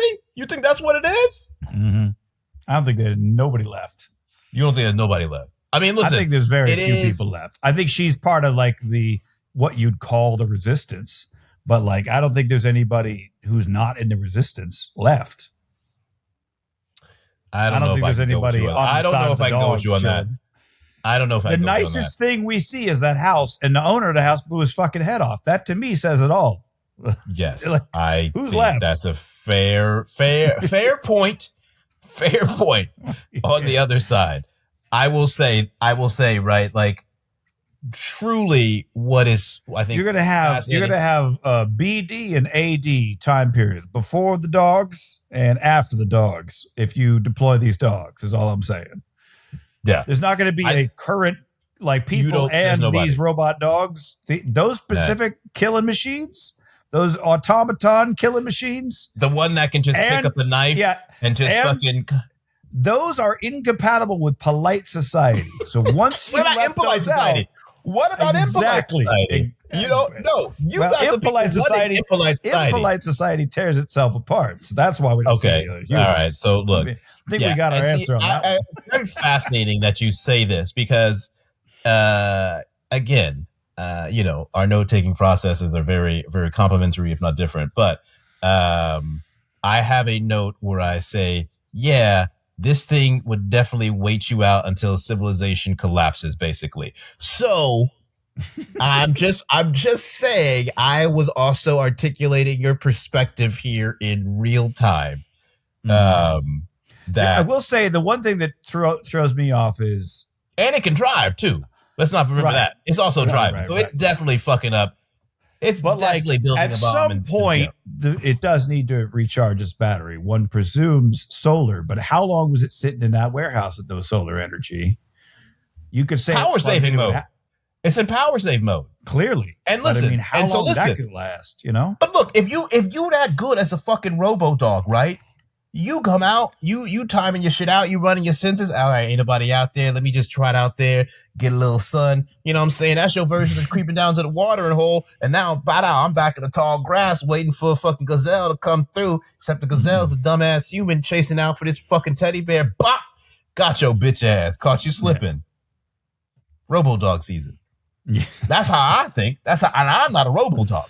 But if I were to be a robo dog or be the last human building the first fleet of robo dogs, that would be a part of my inevitable demise. I do not believe for a second that you would be on the team responsible for building a robo dog. Dogs. Yeah, oh no, y'all would have to hold me as hostage. Y'all have to have my whole family out here. You would have to be throwing my fucking son and wife out here, Tommy. You have to be throwing my whole family in space every day. Just airlock to be the fucking lineage. Huh? Whole lineage. Whole bloodline. So we're talking whole family reunions out the airlock every day. Fine, I'll screw in the final chip on the goddamn robo dog. It wouldn't work for you because you would be like, yeah, kill them motherfuckers every day. I don't care about my cold grandmama. I don't care about my cold family. You could put the whole damn picnic table and the watermelon out there in space. Let that bitch fucking compress. I don't care. Kill them all every day. I would want to be on the team so I could install a little backdoor shutdown. thing. Okay. So now that when everybody's like freaking out, I'd be like, all right, hold on. Okay. Now here's my, do you think the robo dogs start rebuilding and repopulating themselves because you're saying they're taking out the regime, right? So now they got the technology to build more of themselves to be self-perpetuating like Skynet? Is that what we're saying happens here with the robo dogs? No. I just think that you only need so many of them. Right. But like, what are they doing when they conquer the world? Like they just run shit? They don't have any larger aspirations? They don't have that sense? They're just dogs? It's a mistake. It's just a thing that moves? It's a mistake to prescribe goals to technology. This specific technology, I would say. Yeah. Right. Certainly automated technology has the goal is to run the system it was programmed to do. And if the system it was programmed to do is, hey, when I put you in a spot, you protect it, you kill anything that tries to come at it. Now, okay. End of instructions. It doesn't need to do anything else. It's just going to kill and recharge. Kill and recharge. So you get however many of these, they're small enough that you got to imagine there were like 1 million of them made, maybe more. Are they small? That dog does not seem that small, man. I mean, they're not tank size. You know what I'm getting at? Okay, fine. They're small. That's like fair. you could, you could power down. You could carry one under your arm. So presumably, a reasonably sized warehouse could pump out a few hundred of these fucking things a day. There's probably 1 million in the world. How many more do you really need? This one took out 3 fucking people. Right. Effortlessly, basically. Yeah. Right. So like, and it had a lot of problems along the way. I mean, look, it wasn't that at the ultimately, right? The robo dog succeeded, right? Yeah. They fucked her up. Ultimately, you know what I'm saying? Yeah. The robo dogs win here. It's a road victory. But it doesn't need to have an ultimate goal. It did a thing. No more threat. Okay, I'm going to go back to the warehouse after I recharge the batteries. Done. So this is what I think is interesting, right? Because that's what I'm saying. Is like once you train these things and put them out there, we're done. Now, there ain't no stopping them after that. That's why I install the back door. That's why Mitch has the back door ready. No, that makes total sense. So what I think is interesting about looking into it further, right, where it's literally such a one-to-one of Brooker and the director for this one, David Slade, talking about literally watching these Boston Dynamics videos and being like, this is fucking terrifying, right? It's a military robot with artificial intelligence that's completely autonomous, that can problem solve in real time, et cetera, et cetera. Like, how much more do I need to say here, right? But what I think is most fascinating about what you were saying is that in the first draft, apparently, or the original draft, Brooker says there is a human operator getting shown running the dog remotely, right? And they cut it.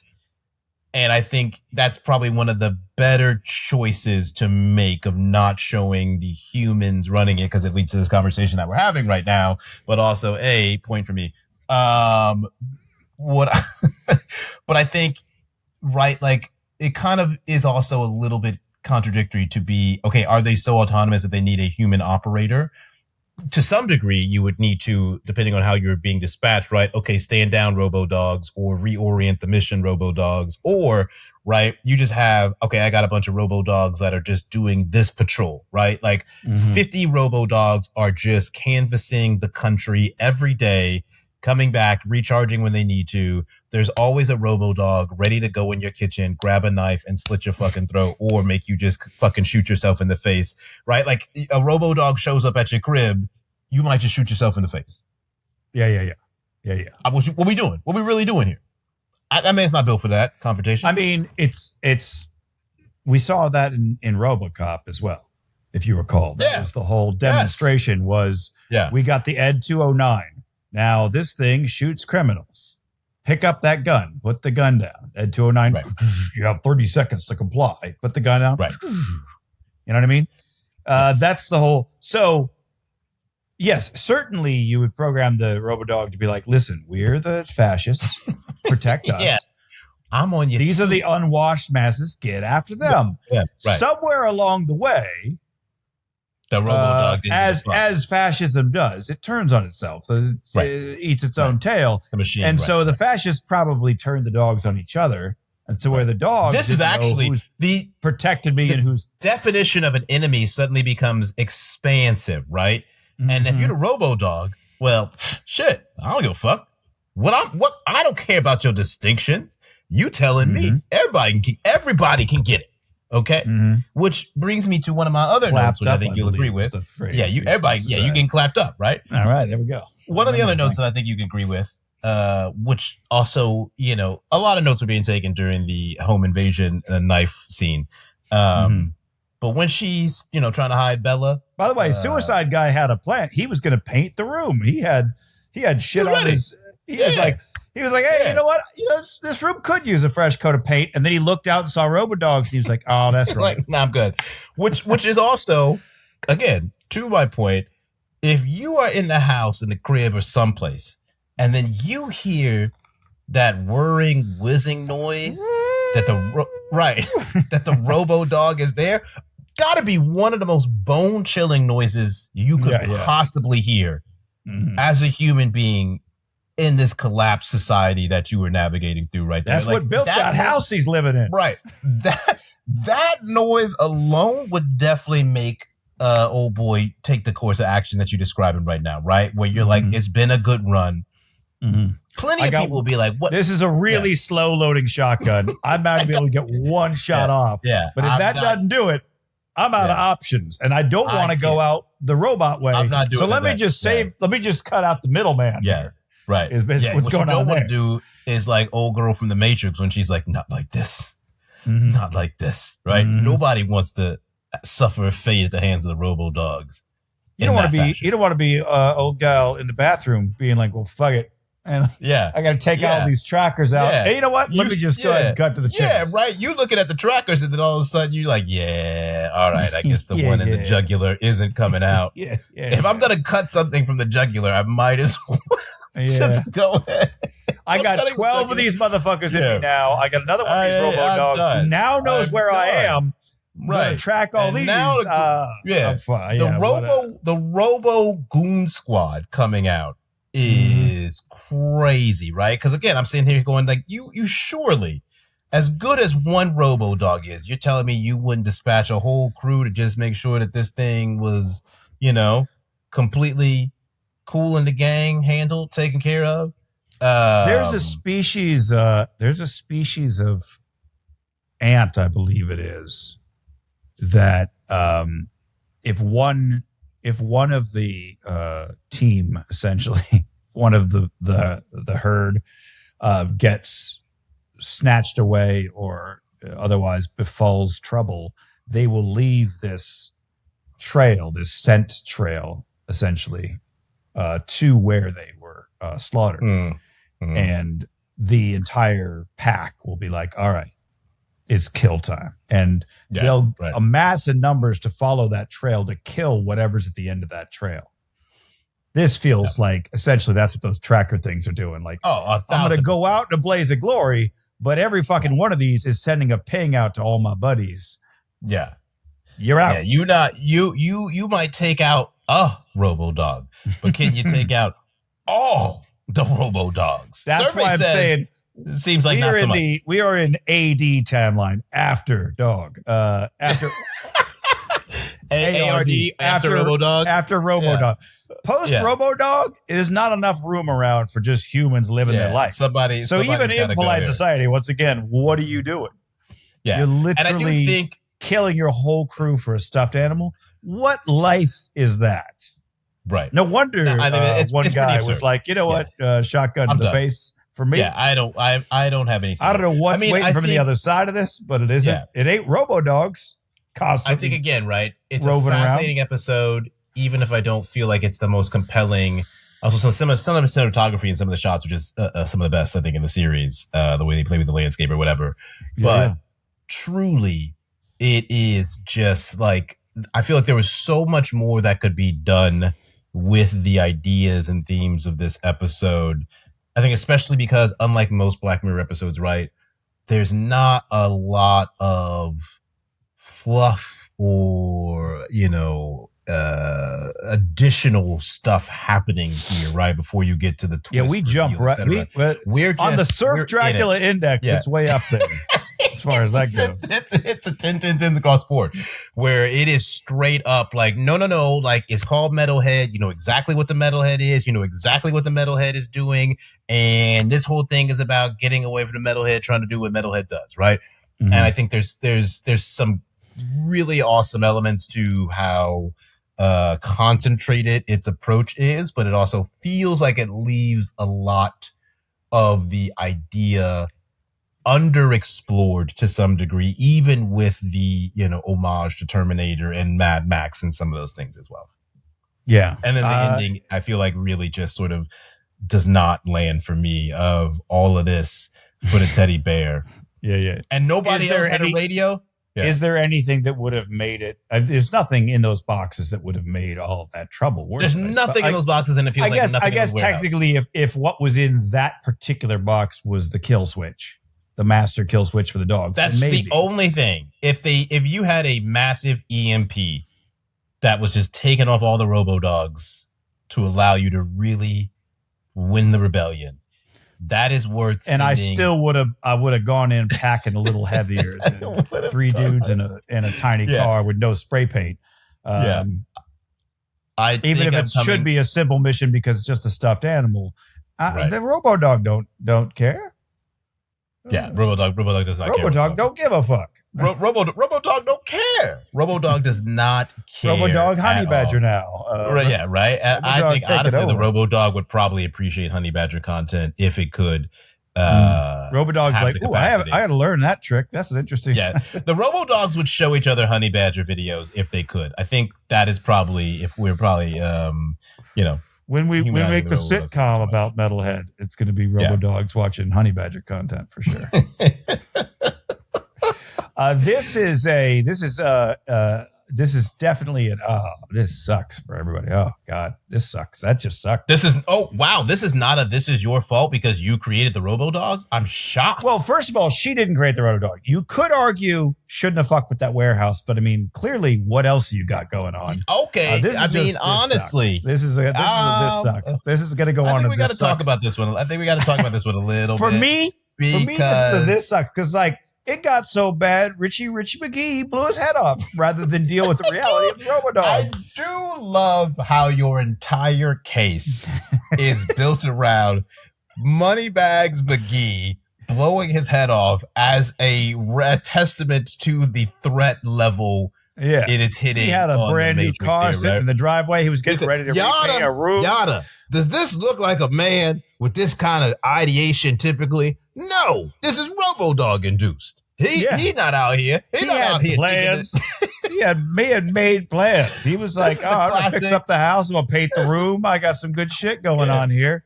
I'm going to clean the kitchen. Cop where he's like he hired a cleaning crew before he went out. You know what I mean? Right. Like he keeps placing. She didn't just vanish from her house out of nowhere. Nobody puts on a pot of water to boil and then just disappears. Nobody does that. I'm saying. So not to put too much on it, too fine a point on it, but I just, from my perspective, as I am talking this through, part of why it's hard for me to fully embrace this sucks for you just entirely is, what's in that box. Mm-hmm. Teddy bears. Mm-hmm. You also gotta know it's a suicide mission. You gotta know what you're signing up for. Y'all can't possibly it's a possibility that one of them dogs protects a stuffed animal. If you telling me there's nobody we are in ARD territory here. You gotta be thinking. And you tell me nobody has had a radio and they in the warehouse and they're like, I'm at the boxes. And then, oh shit. Right? You telling me you ain't heard somebody get clapped up at the box by the Robodog that's been sitting there for weeks now? You telling me you don't know none of this stuff? So it's some of this seems like, hey, big dog, this is all your fault. Like, you might have to tell somebody they not getting a replacement teddy bear because we in ARD times right now, okay? Mm-hmm. Mm-hmm. And there ain't no such thing as replacements no more. Mm-hmm. Like maybe, and also, I'm not. They did say like this is for a dying kid who's on the way out anyway. Lucky you might have to die, but like she said, well, not like he has that much longer to go anyway. Right? So you're talking about like a kid in like hospice or something. Mitch, like Matt, why are we doing all this for a stuffed animal for a dying kid? How am I any good? I appreciate the spirit of what you're trying to do, but let's get realistic. We are in ARD times. We get no time for sentimentalism and fucking stuffed animals. When you got Robodogs that'll snap your fucking head off without a second thought, literally no thought, because the robots. I'm sorry. This sounds like a your fault position that you're articulating here. This sounds like you've come around to understanding this is your fault. This is listen. I'm reminded of I think it was a BBC documentary or something like that. People living in like extreme debt and going to like a check cashing place to get a couple bucks, a payday loan kind of thing, and then blowing it on like a filet mignon. And you think, well, that's fucking crazy. And they're like, I'm not paying off that debt. Are you fucking crazy? Let me have a nice meal. I'm already a dead woman walking, is what Bella's saying. Yeah. Why wouldn't I'm in post robot dog apocalypse here. If I'm gonna die, let it be in an honorable. Let me get a stuffed. Doesn't that sound like it's her fault, bitch? Doesn't that sound like it's her fault that even if it's noble and honest? Sucks. It sucks to be in that position. We might have another split decision here because this one definitely sounds like hey, this is your fault. That sounds like that sounds like it's your fault for getting in the car. That sounds like I know I'm sounding like a real old head parent right now. You should have gotten your ass in the car with your hoodlum ass friends, huh? That's your fault. You know there was robo dogs out there in the street when you got in the car. That's all every time. It gotta be Yeah. Oh, so your friends go get the teddy bear from the killer warehouse with the robot sniper? You go there too? Well, you gonna be dead too, just like your dumb ass friends. Me, I'm sitting here at home with my 3 shotguns and my spray paint. I ain't going fucking nowhere. If they gonna kill me, I'm gonna be comfortable. Reruns I'm on gonna be comfortable when I die. Yeah, I'm not gonna die in a warehouse like a bitch with no head. That guy blew his fucking head off. He had a real nice house. I'm in a shack over here. Right. It's straight up, Martin. It's straight up Eddie from Life with the cornbread. If anybody gonna be blowing my damn head off, it's gonna be me. Okay? I'm gonna be there to watch that robo dog shoot your fucking head right off. I'm gonna laugh when he does it. Well, so hey, where we come back on the rating then? Yeah. Honestly, I give this one a 3. Yeah, I go solid 3. I give it a 3. I can't in good conscience go higher, but similarly, I can't really go lower.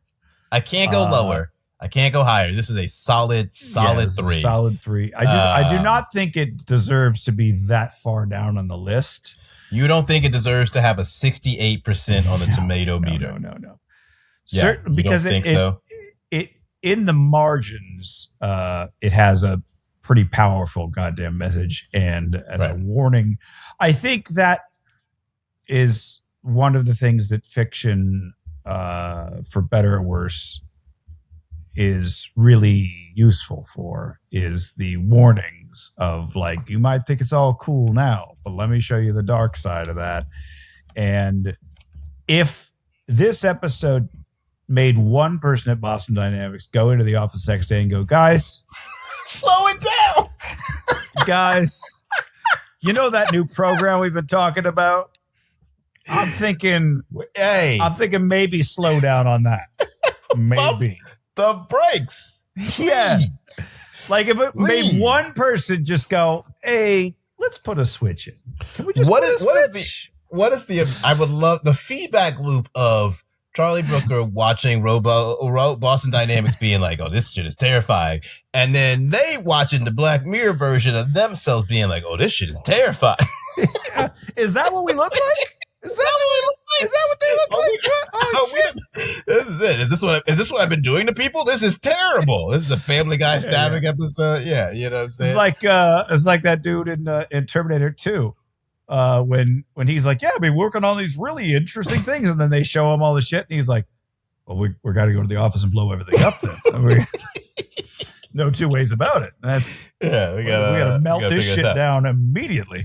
So yeah, that is, I think, fascinating. So I gave it a solid 3 here, and we will save our larger season 4 verdict for the rest of these episodes that are coming here. We got Archangel, Crocodile, and Black Museum. Coming right at you. Right up. Yeah. Black Museum,